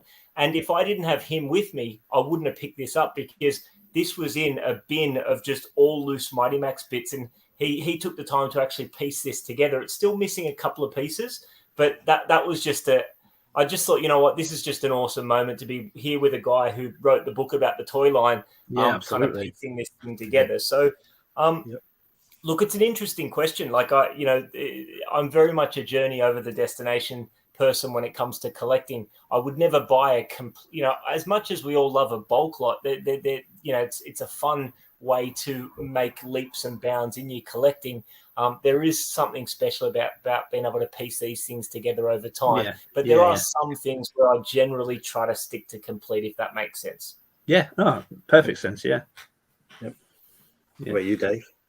Well. Let's see. You've had a lot of time to think there, Dave. Well, I think you covered a lot, but I think it all depends, and there are going to be situations where I will only go out and try and buy something that's complete, because I know that it will be impossible to find the accessories on their own. It will just be it's like a judgment call, like what Scott's just said. Exactly. So and that's the thing, right? I think it's horses for courses, right? And sometimes I'll do that. Sometimes I've actually gone out and have bought a complete collection, because I know that I'll never ever get the collection any other way.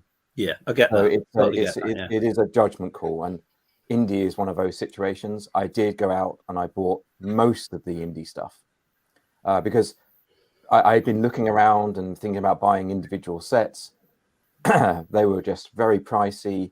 A lot of them weren't in great condition, and then all of a sudden there was an opportunity, and it's like, you know what?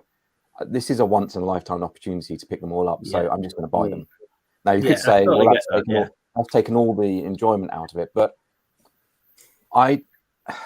for me, the enjoyment is like Andy and like most of you. I don't just collect one line. I'm collecting stuff from the 70s and 80s. So for me, the journey is to go through the 70s and 80s, and maybe one day I'll venture into the 90s as well. Because as much as I want to collect for the rest of my life, I also think there's only so much time, right? And so sometimes I just think, you know what, I'm just going to get this because I know I've got 101 other things that I also want to collect as well. So sometimes I just pull the trigger. But having said that, there's loads of situations where I buy part complete figures and then I'll have the fun of trying to find stuff. And Luke, that we now both hunt for stuff, especially loose items or accessories in the US. Yeah, so we do. Yeah. In the UK, I mean, we're a certain population. There's only so much stuff floating around, and a lot of the lines weren't even sold here back in the day. Yeah. Whereas in the US, Australia, Whereas in the US, much larger country, much bigger population, many more toys. All most of them manufactured. I was going to say a lot of them originated there, didn't they? So they seem to be more popular. Yeah, exactly. Yeah. So so there are situations where I'll buy a figure here, and then I'll go to the US and I'll do the hunting down in the US. It does make sense. Yeah, I mean, I'm not. I'm not being in any way derogatory to buying complete at all. I like you say, Dave, Scott as well. It is a judgment call. I think there is a time where you can look at something and go, right, is this worth buying? Can I, if I buy this incomplete, what are the chances of me actually being able to complete it? And on the flip side of things, but I mean, when you just said about buying stuff in the US, there, Dave, one thing that I find a lot is the mask figures. Obviously, Series 1 were released with the short masks. We all know the story behind the short masks, and they were deemed a choking hazard, so they quickly pulled them and sent them into what we know now as the long masks. Trying to get short masks in the UK is not easy, and when you find them, they're usually around 30-40 quid just for the mask. You shop in the US, where they came from, and probably where they're more prominent, you can get a figure with a short mask for £20, sometimes 10, 15, and you think, and then you're getting the figure with it as well. Now, obviously, you've got to get it over here to the UK, but that's where you come in, Dave. I'm very lucky that way. But so it's strange how different at times it can be trying to get things in the UK to US or I mean, Matt, I'm not going to give anything away, but recently you were struggling to find something, weren't you, in Oz? And I've managed to help you out with that. But I just think it's an interesting concept because I do think it is a judgment. It is a judgment call, and but the elation that I feel personally when I manage to complete something and stick it on the shelf, and you can stand back and go, "Done, right, next one." And I just think sometimes, not in certain situations, like you say, Dave, if you just think you're not going to be able to get this, but sometimes I think it takes a tiny bit of pleasure away by incomplete. Yeah, no, there's no doubt about that, and you're right. And sometimes there could be a long time, right, between buying the initial figure and then actually completing it. It can take years sometimes. And then those are like collecting moments, like one of those collecting moments where you go, I've finally done it. It's taken me several years to get to do that, and it's now done. And so how many of you keep, because I can't keep everything in my head. My memory is terrible. It really is bad. So how many of you keep like spreadsheets and have and keep lists of things of accessories you need to find and figures you need to find, all that kind of stuff? I'll tell you, I'll quickly go first because mine's a very quick answer. That's purely the only reason. I love spreadsheets, and I love the idea of having my collection on a spreadsheet so I can keep a track of it. The problem is I didn't decide that until late on. And I recently tried to start a spreadsheet, collating everything I've got, and I was like, this is just going to take me a lifetime, and I've binned it off. So everything is up here as best as I can because I just thought this spreadsheet's going to take me forever. I'm never going to get this spreadsheet finished. So everything's up here, and I make plenty of mistakes. I buy things that I've already gotten, but yeah. So I don't have one, but I love the idea of having one. Same. It's all up here. I don't have time to make a spreadsheet, and as you said, Luke, if you make a mistake, you just maybe store, if it's an accessory, store it away. Someone one day, someone in the collecting community will need something. And yeah, that's the way I look at it. Yeah, I've got it. Yeah. Well, I should have started at the beginning. Right. I mean, that's what big collecting drawers are for.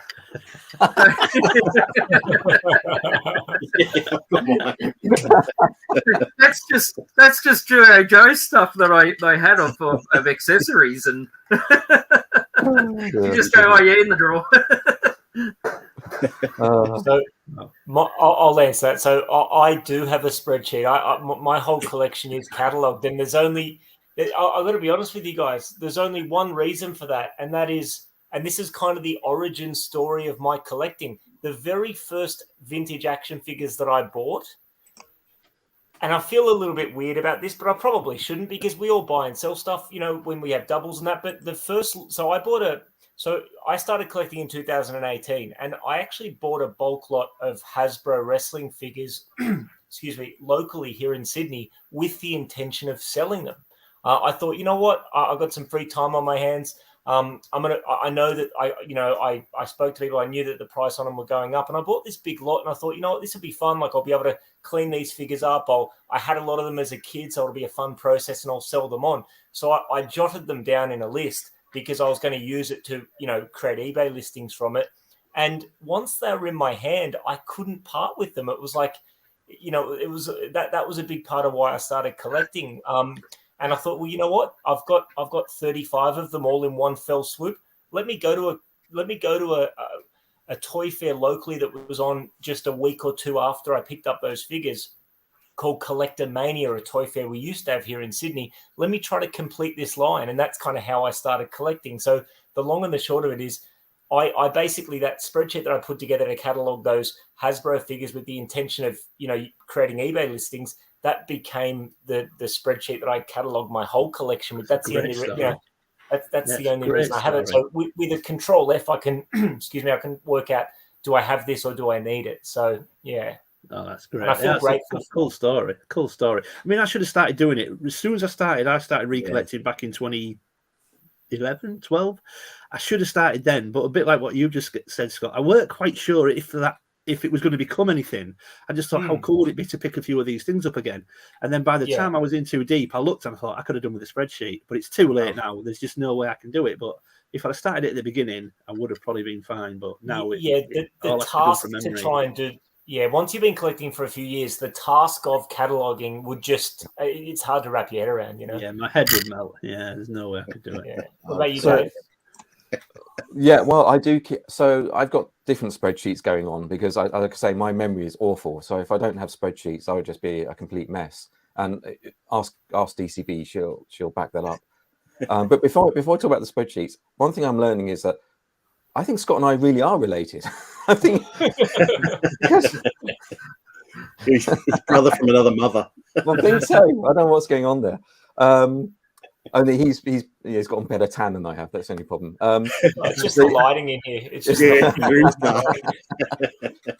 So I do have a spreadsheet that catalogs pretty much everything, but I also have other spreadsheets that track things I'm searching for, because otherwise I forget. So, for example, I've just started getting into advanced D&D figures, and they have a number of accessories, and some of those accessories are quite hard to find.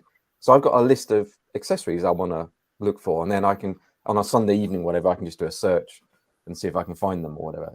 Otherwise, if I didn't have that list, I would completely forget what it is that I need to search for. So that's the way I work, basically. Actually, I do have a spreadsheet because I've been collecting Mantech, and they've just got parts upon parts. So yeah, I guess it's something new that I'm starting to collect. So I thought I need to make a spreadsheet, because there's like 6 figures in this line, and they've all got maybe 10 parts, depending on different colors of their bodies, arms, accessories. So I actually made a spreadsheet, because they didn't really have spreadsheets back in the day when we started collecting, did they, Andrew? No. That's right. That's why mine's all on microfiche. So, It's got there's a warehouse somewhere, isn't it? There is a warehouse. Andrew's got a warehouse somewhere, I know, with crates it's called packed high. It's called the 3 other freaking storerooms I got in the house that my mom is crazy about. Every time he walks into one, the Raiders of the Lost Ark theme plays at the end. That's the remarkable thing. Andrew's collection room is a 3-car garage, but he's not confined to the same rule where the collection can't leave the room. It's all over the house. Oh, it's not all over the house. We've got a study. I've got sort of like some DC ones, but the bigger ones. So I was going to show, because we're going to do pickups, and one of the pickups was, the big Batmobile that McFarlane just brought out. I mean, Scotty. I mean, that's a new toy, but yeah, look at it, Scotty. You want one? I know you want one, Scotty. I wish I did. Look at it. But, look at the shine. Cool. It's beautiful. But that's got sort of things like that we've got a sort of study, and I've got sort of like the McFarlane DC ones in there, but just these sort of bigger Batmobiles, something that looks, it's not packed in or anything like that. It's just a glass cabinet, and it's just got those in there like that. And because they did the McFarlane did that Batman 66 line, so it's got the Batcave and things like that in it, and it just seems like another, like a little Deltoff with some Doctor Who in it and things like that. But it's because collections, I mean, it's like when you go to a museum and you see they have one item on the shelf, and less is more, because it really looks nice when it's not crowded in and things like that. And yeah, there you go, Mike. Yeah, so displaying toys is it's an absolute nightmare. I had this vision in my head. We all have this vision in the head of having this sort of museum mentality, where you could have the item and the box behind it, like you're doing there, Luke. But when you have sort of, it's just too big, you can't do it. So I'm actually thinking about when I redo it with the shelving, because I've got all that black plastic shelving and it's too dark. So I want to go to those Billy bookcases and things like that, but I'm going to have to take things out of the box and flat pack the boxes, and that, because I thought, because it ended up just being a warehouse. I mean, it's if I show the camera here, it just looks like a warehouse of boxes on shelves. Yeah. And they're not sort of enjoying it anymore. I want to see the item, and like when you see people like Matt behind him there, and he's got all the figures out, and I think you get more enjoyment out of it than just having them. I'm not having to go at anyone that's is an inbox. No. I mean, there's the boxes are nice to look at, and it gives you that nostalgia when you used to go shopping. When you're a kid and you'd see it on the shelf, and no, I think you're right, Andy. That's the first thing that sort of grabbed you when you was a kid. I mean, it wasn't the toy inside; it was the actual box. And I can relate to that though, Andy, because because of the room and the way it is now, all my Star Wars vehicles are now displayed in their boxes. They were all out loose, but I wanted to display the box as well. So it's like, well, I've got no room, so I've ended up having those vehicles in their boxes and just display their boxes. Now, going back to something Scott said earlier, the mask display behind me, that is getting very close to me having to start looking at going, do I need to start putting some of them in the boxes to try and create more space? I've still got the vehicles. I know they're in there, but it seems a shame to not be able to enjoy the loose vehicles, because going back to what Scott said earlier, at one point when I started getting heavily into mask, I had this crazy idea that how amazing would it be to have 2 of each vehicle, one in their street mode and another one. So if I can I display Thunderhawk on the shelf just in car mode, and then above it with the wings out, and how great would it be to have 2 switchblades, one in helicopter mode, one in jet mode, so you can enjoy both on the shelf. But it became very, very apparent very quickly that there's just no way I have the room to do that, and some of them are quite expensive to buy 2 vehicles. Sure. Yeah. I mean, a few years ago, I bought there was a toy store that closed down in Tasmania. I bought this off eBay, and it was a Buck Rogers. Do they call it the Land Ram? The Buck Rogers one, the one, the one with the. I know very little about Buck Rogers. Land Rover. Land Rover, not the Land Ram. Yeah. Land Rover. Anyway, I decided it was actually mint in box. They found some old ones, and I thought I want to display it, with the box. So I take it out, and all the rubber for the tracks that all split and disintegrated. Yeah. So it was actually quite funny because all these years it's been in its box, you get it out and it's disintegrated. So we have to get these things out of the boxes sometimes, and before they. Andrew, it's like where you've unboxed a vintage toy that had like some sort of slime feature to it, and the slimes just become powder. Yeah, that's right. That was the Alien Queen Hive set, and it had it was mint in the box. Opened it up, and it's got the slime. No slime in it. It actually had gone to powder, and it felt like it was an empty container, but it still had the plastic and everything around it.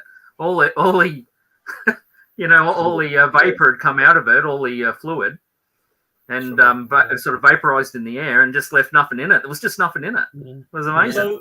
So, like Andrew, with your G.I. Joe collection, do you have many carded G.I. Joes? Because over time, with carded Joes, like do those O-rings eventually give up and you end up with I haven't bought anything. I haven't bought anything carded for the Joes. It's all loose.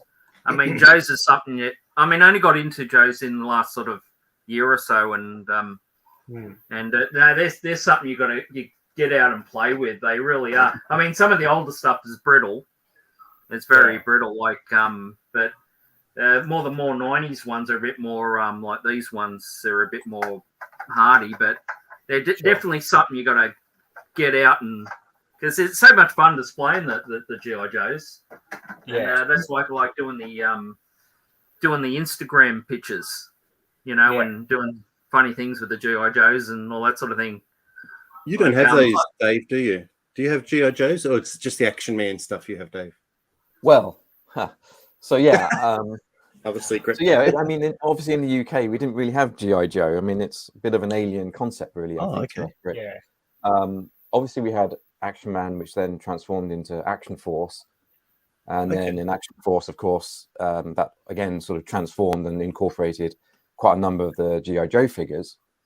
But I'm going to blame this guy down here, Luke,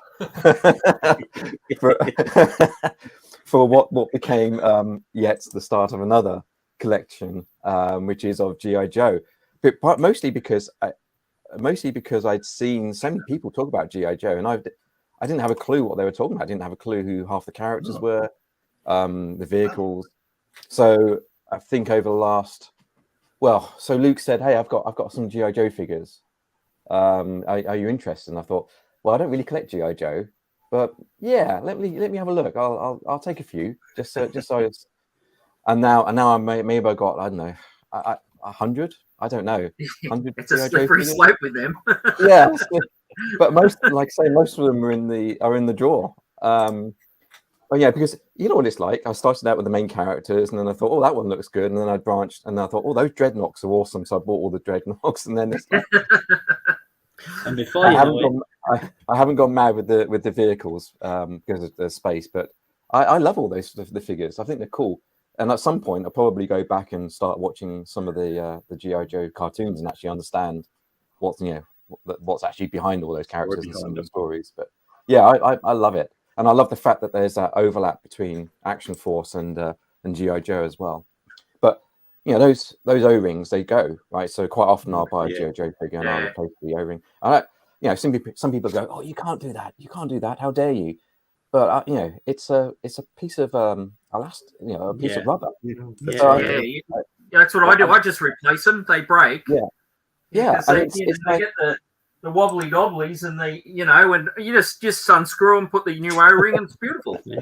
You do, Adam. It's true. Yeah. It's true. Like you They say, do Dave, multiply on their own. Yeah. it opens up a conversation with certain people, does it? Because it's no longer the original O-ring, so that figure's being compromised. Yeah. I mean, I don't buy into that. I mean, I guess if you're No. replacing the arms or the legs or whatever for maybe modern versions of what I know they don't sort of match up. What the point I'm making is, if you were to change a part of the figure, leg, arm, head, whatever, I kind of get that. But you're changing a rubber ring from the inside of the figure that just attaches it together. For me, that makes perfect sense, and it doesn't, in my opinion, doesn't compromise the figure in any way, as in you've altered it or it's no longer vintage. Because some people see it that way, don't they? Yeah. Well, I don't want to go lead down a rabbit hole here. But, it's the fact of the matter is, these things are degrading, whether you like it or not. I mean, that story of Andrew where he picks it out of the box and it's basically turned to dust. Anything that's elastic, like a lot of Action Man stuff has elastic. That all goes. There's nothing you can do about it. It just goes. All the rubber bits go. In fact, I've got a Zargon figure down there, which I found the other day. His head had fallen off and it was on the floor. Because the elastic, the rubber had just perished, and maybe it was the heat or whatever. But these things give up, and what are you going to do? You're not just going to leave it broken, are you? I think you have to fix it and replace it. It's like cars, right? There are certain things on cars that are designed to be replaced. They're perishables. And it's the same with some of these vintage toys as well. And keep them all alive, keep them all going is what I'd say. It's funny you say that, Dave. Again, I'm not trying to start a branch off conversation because I don't want to get into realms of where people might get sensitive about it. But I remember a couple of years ago now when I not long started the channel, and probably before I was 100% clued up on certain opinions when it comes to vintage Star Wars collecting.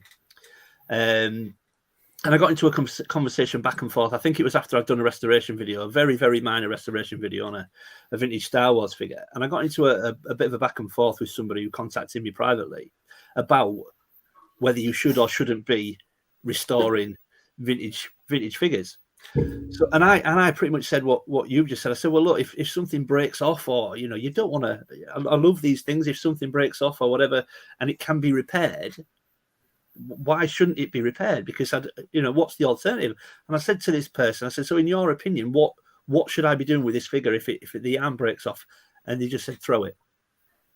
Throw it. And I couldn't believe it's like, throw it. It can be repaired. It can be saved. Why would you do that? Well, once it's been saved, it doesn't matter anyway, because it's no longer official vintage, untouched, so it's worthless. Throw it. And then it's out of circulation. And I was astounded by that attitude, to be fair. But yeah, I know that's how some people see it. Well, I can be even more controversial there, Luca. I with the black or the black boots or whatever, I get the permanent marker and make them, touch them up with the scratches and that. And because I've done that because I'm not planning to sell them. So it's different if you like. I know a lot of people collect for investment and that, but I didn't set out to collect for investment. I set out to because I enjoy collecting toys and having toys. So I'd get ones like from flea markets and things like that. Yeah, and they got the black scuffed on the boots or on the mask or the head with the hair, and you get the black permanent marker and stick a bit of touch in there, and it's like a brand new figure again. Yeah, I don't mean colour in the whole head. I mean just a few. No. Yeah, but and they look great again, and you wouldn't know unless obviously if you put a black light on them or something like that, and it will show up. But it's, if you're not planning to have 100% perfect toys that you're going to sell, why not put new O-rings in or touch them up? Or it's funny that you say that, Andy. Like I said, I don't want to go too far down this rabbit hole because I know it can become a thing. But what you just said there, now I said that. I said, I'm not planning on selling these. And even if I was, I would put in the listing that it's been touched up or the paint's been touched up or whatever. But I said I'm not planning on selling these. And then it went even further. Well, what about when you die?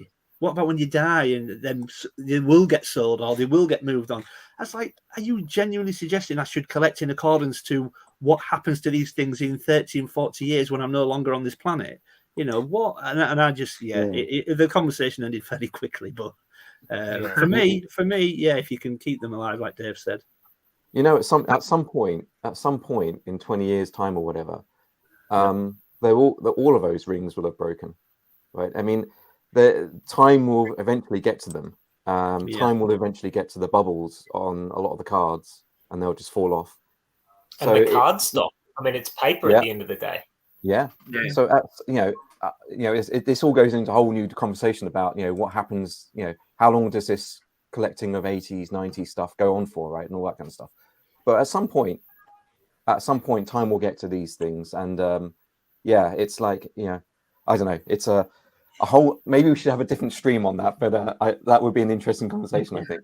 But not Star Wars figures, mate. I think they'll last an eternity. Those things, you can get ones from the 70s, and they're just like they're brand new and they're loose. I reckon there'll be no humans, but there'll be these Star Wars figures sticking over it. They are so hardy.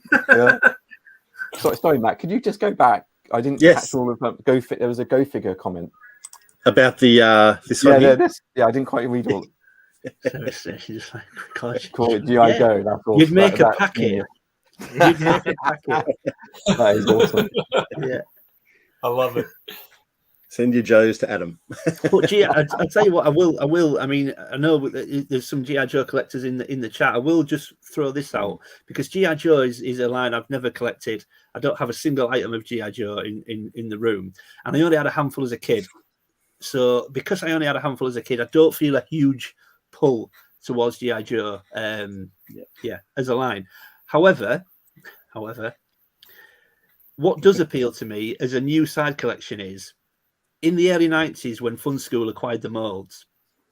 Now, I know the figures are lower quality and they have slight variations in some of the figures didn't have tattoos that they did on the US version, things like that. But I've got to admit, I keep seeing other people's Joe collections. There's a guy who I speak to a lot called Adam, the Real Toy Dude on Instagram, and he's got some lovely GI Joe pieces. And I keep seeing the carded Fun School versions of certain GI Joe figures on eBay, and you can pick them up for around 35 quid carded.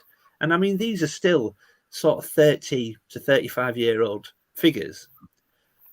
And I've got to admit, I'm tempted by them to just a little side collection, because GI Joe's far too vast for me to get heavily into it. But I'm quite lucky that I have the discipline to just, I'll just get the ones I recognise, a nice little side collection, stick them in some acrylic and they'll be fine. And I keep seeing them on eBay for around 30 to 35 quid carded, and I've got to admit, I'm tempted by them. So I might start a new side collection, I'm not sure. But I don't know if the Fun School ones are desirable. Yeah, Scuba can help, yeah.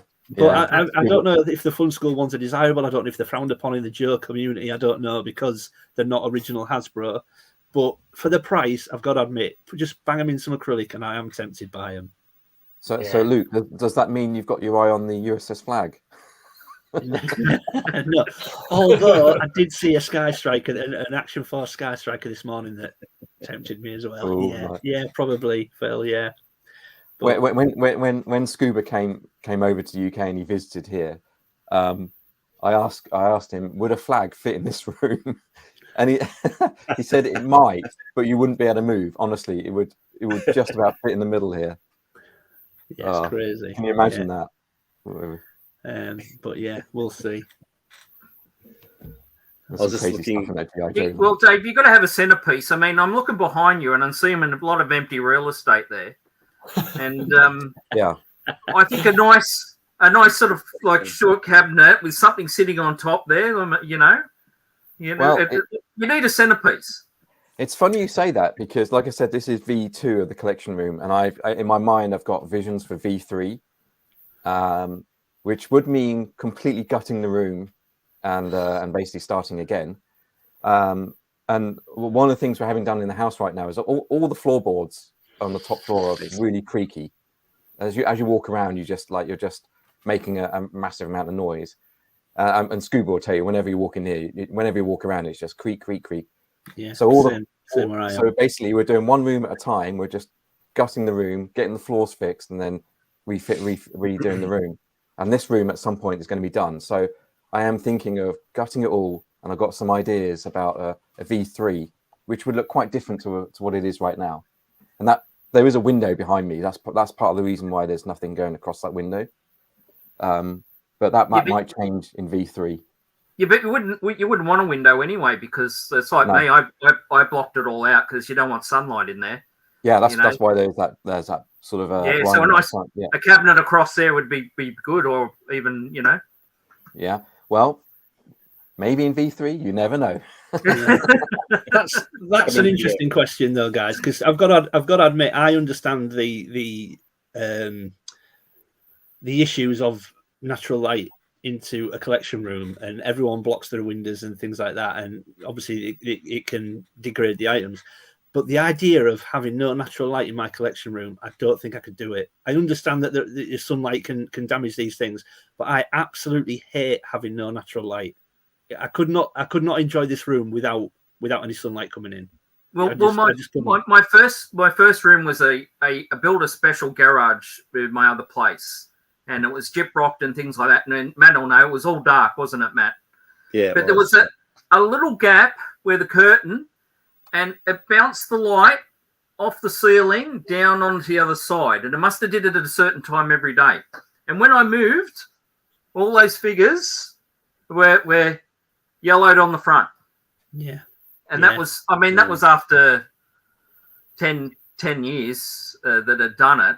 But I didn't sort of notice it because the room was, when I'd go in, the room was dark and all that. But it was just that bounce of light, and it faded those figures really quick. And that's another sort of subject too, really, because you see people who get yellowed Millennium Falcons, and they put it in peroxide and all that sort of thing. So that was another question I wanted to ask, guys. Have you ever done that? Have you fixed like de-yellowed plastic? Yeah, I've done it with some Scout Trooper figures. I did it. It was a while back, but yeah, I did it. It worked pretty well as well. Does it degrade the plastic though?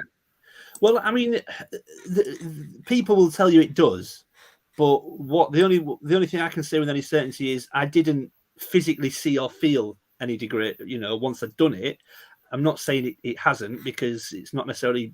You're not going to necessarily see it to the naked eye and be able to feel it. And so people will tell you it does damage the plastic. However, to me, there's nothing visible. You feel it. Don't feel any different. It don't look any different. It just looks whiter.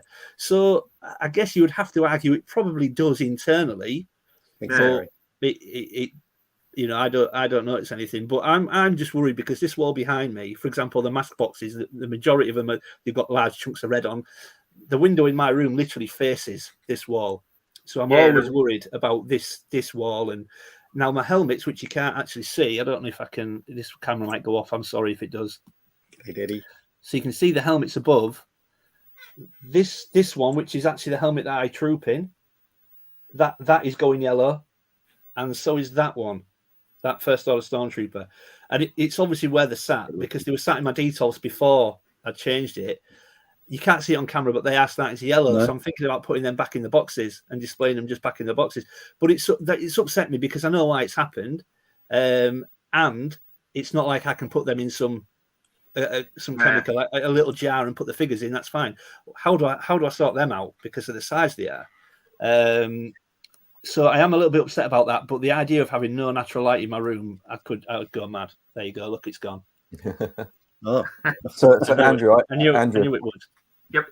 Andrew, as part of my restorations, I've done quite a number of whitenings, or whatever you want to call them. And I did, the UK obviously is famous for its all year round sunshine. But during that those 3 days of summer, I used to have a go at it. But now I've got what I've called Robo Sun, which is my mechanical sunshine. So uses UV light, and then it uses warm water, so it kind of replicates both the heat and the light. And I've used it on quite a lot of stuff. I did a restoration of an Imperial troop transporter, which was very it's a grey plastic but very yellowed, and that came out really well. And the nice thing about using Robo Sun is I can control it. The thing about just putting it out in the sun is that you're just up, whatever the heat is, or whatever the brightness is, or whatever the UV light is, that's what you get on that day. Whereas with my Robo Sun, I can kind of control it, and I've experimented with it.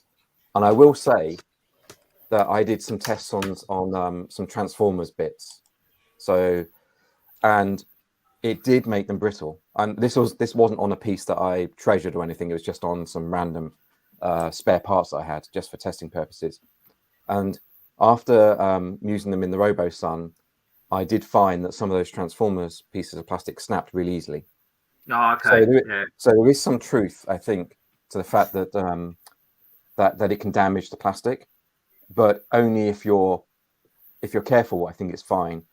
If you overdo it, if I think part of it is actually the heat. If it gets too hot, then I think that's when you get into trouble.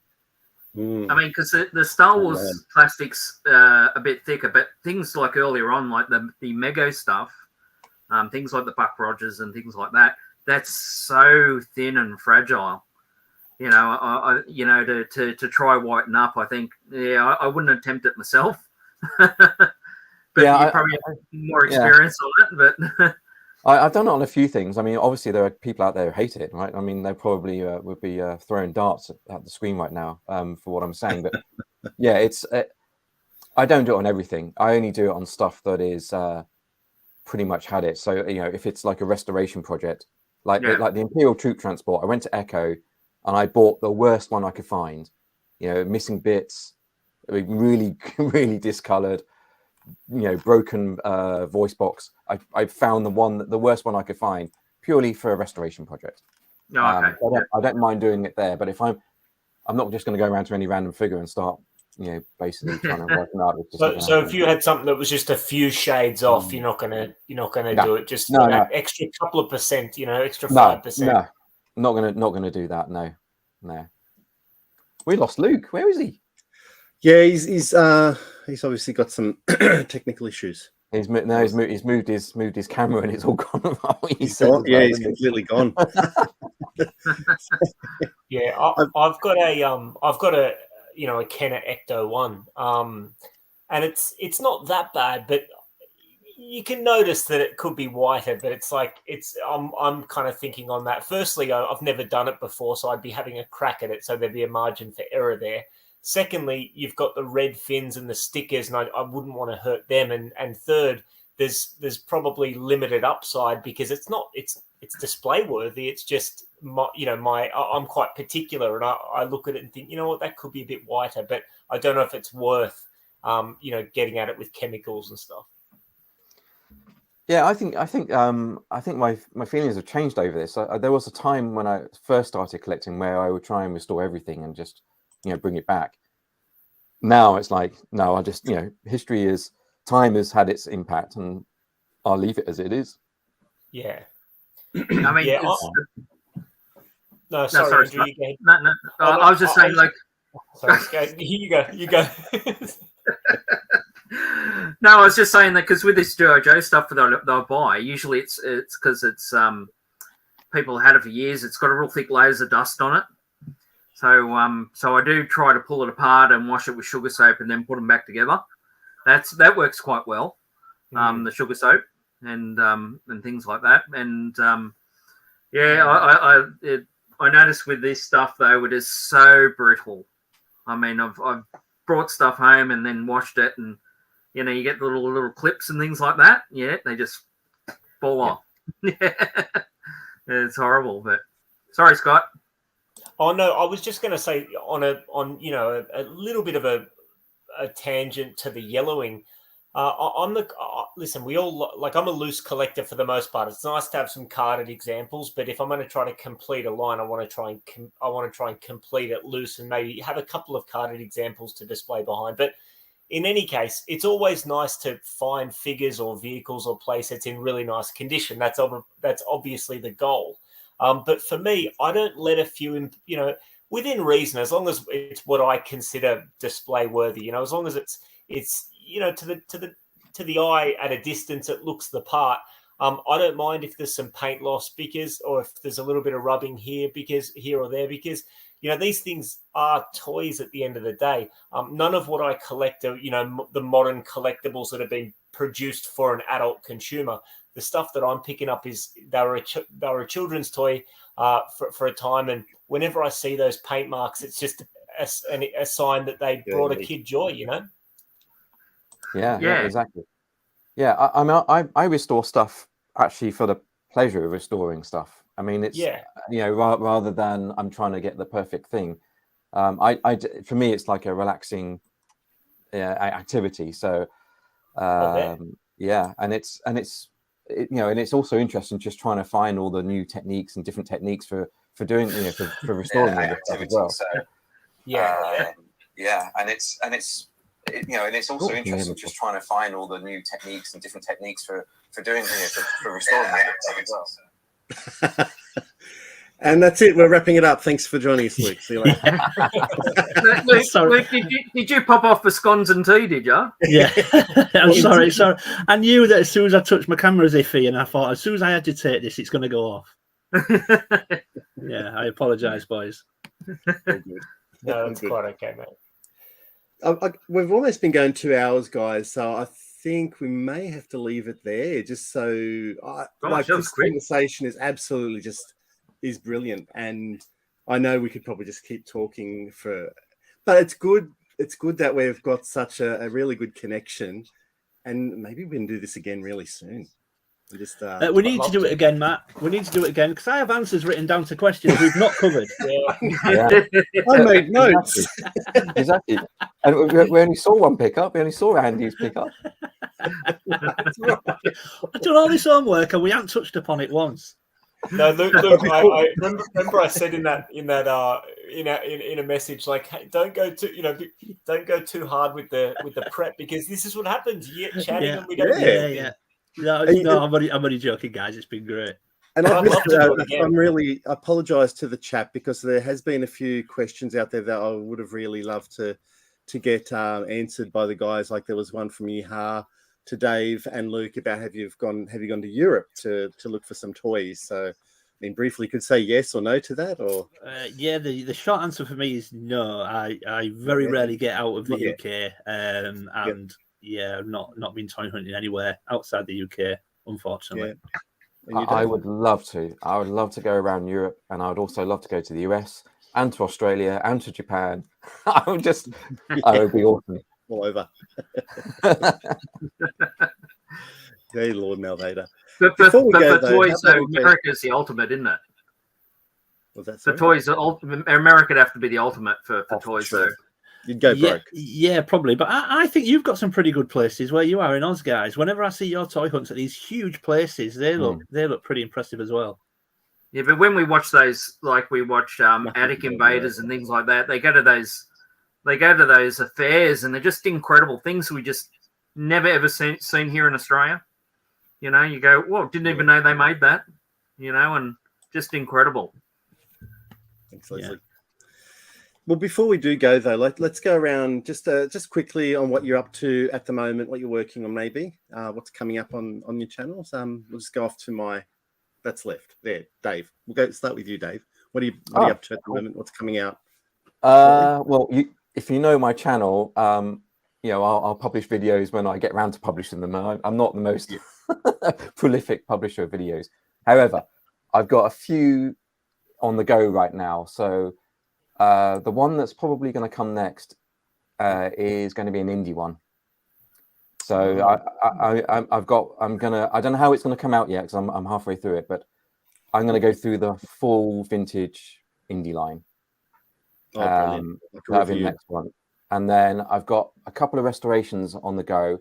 One of them is a collaboration with another YouTuber, and I have another Toy SOS. I did a pilot Toy SOS video a few months back, where I basically restore someone else's toy for them, and I've got a guy who has a childhood item who wants it fixed. So there is another Toy SOS in progress right now. Look forward to that. I think they're great. Look forward to that. And then who knows? There'll be other stuff at some point. But yeah, that's me at the moment. Looking forward to it. And Scotty, How you going? What's coming up? So I've got a toy hunt video that I was trying to get out for tomorrow night, but anyways, that'll be Tuesday. I'll be dropping that, and from there I'll within the next look. I'm like Dave. I don't have like a set upload schedule. They kind of get done as they get done. So a couple of weeks after that will be a video talking about some Super Nintendo memories from my childhood and some of the games that I got in my collection. So that's kind of what I got going on at the moment. You have a lot of fun doing your nostalgic look backs at your childhood, Scott. Yeah, for sure. And the love for those days past. For sure.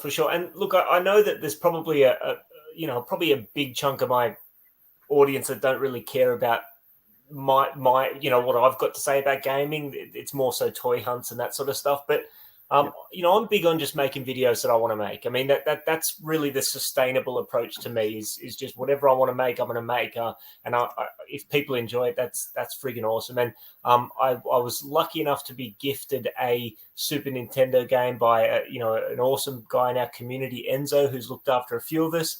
And that's kind of given me the kick up the rear to say, well, you know what? I've been gifted this game. And interestingly, it's the last game on my list because as much as I'm a completist when it comes to toys, when it comes to video games, all I care about is having the ones that I owned as a kid or regularly played as a kid, and I've got those memories. That's all I care about. And we're talking about 8 games or maybe 9 games, and the one that Enzo hooked me up with was the last one on that list. So I thought it's a nice opportunity to, have a bit of a chat about that. So that's once I drop this toy hunt video, that's going to be my focus for the next couple of weeks. So we see you actually playing the game, Scott? I don't want to get into any copyright dramas. I don't know. I'll try to include some gameplay in the video, but I don't know how that works. So we'll see.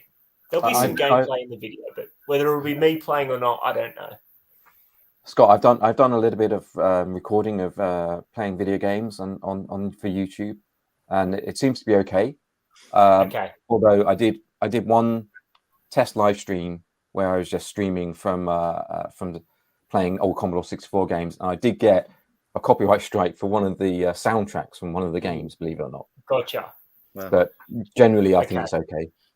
Okay, I might just be selective about sound. But see, the thing is, because I'm not running an emulator where it's easy to capture your screen, like this is literally like my Super Nintendo and like my family telly that we had. Short of like having a camera on that, I don't know. We'll see how we go with that. Before we go on, there was a request earlier actually for you, Dave, from Pete. He's wondering, can you do a rainbow? The short answer to that is going to be no. For the protection of everyone on the stream and everyone watching this stream and anyone in the future who may come across this stream. We could use it as some kind of video montage later on. Singing is not one of my fortes, that's for sure. All right. We were there. Andrew. But mind you, Pierce Brosnan wasn't exactly great, was he? Yeah, that's right. Yeah, well, I've got a video coming out after Matt edits it for me. So Matt does all the editing. I only do the filming. Yeah. I reckon we'll get that one out this week too. Yeah, that'll be good. And Lukey, well, you just put one out. Yeah, generally, what's coming up it's generally pickups for me. Although next week is going to be a cool one. I was very kindly this week gifted a couple of items, and it's actually 2 items that I have never ever heard of before. They are from the 80s, from a very well known brand, and I've never heard of them. So that will be interesting. That will be dropping in the next couple of weeks. But also, you might see some vintage Tron turn up as well. So yeah, but everything obviously every week we've still got a video dropping every Sunday at the moment. That may change going forward. I had a little bit of bad news a couple of weeks ago as far as my work schedule goes and things with work, so that might change. Videos might slow down in the next few weeks, but for the next 2 to 3 weeks there will be one dropping every week. And yeah, you might see some vintage Tron and a toy line that you might not have heard of. Okay, that sounds very intriguing. But that Tron stuff, I'll tell you that. I'm interested about that too. Yeah. I love Tron. All right. Well, thank you very much, chat, for joining in. I'm really, once again, I apologize if I have missed some questions. I know I have. As you can see, that was just flying through. It was hard to keep up, and the conversation was pretty juicy tonight. So I didn't really want to interrupt the guys. It was a good chat. So we really appreciate you guys coming in and supporting us all. Yeah. Thank you, everyone in the chat. Yeah, thanks everyone. Thank you very much. Guys. So, It's been a blast. sub up to these guys. I know you probably all have, but if for all the newbies out there, we really appreciate you guys supporting Dave and Luke and Scotty out there. So until next time, thank you very much. And we'll see you all next Sunday. See you all next Sunday, guys. All right. See you again next Sunday. There should be a next time, right? This has been awesome. So we should do another one. Oh, I'd love to do another one. And maybe we can. Maybe I don't know. We should talk about the time and see if we can adjust it somehow to get the US guys viewing this without them having to wake up at 5 a.m. 5 a.m. Yeah, for Scuba. Thanks, Scuba. Thanks, Leslie. I don't know if it's possible. Thanks, TJ. Thanks, Kat. All right. Thanks, everybody. Guys, pleasure. Absolute pleasure. Thank you. Catch you next time. Thanks, everyone.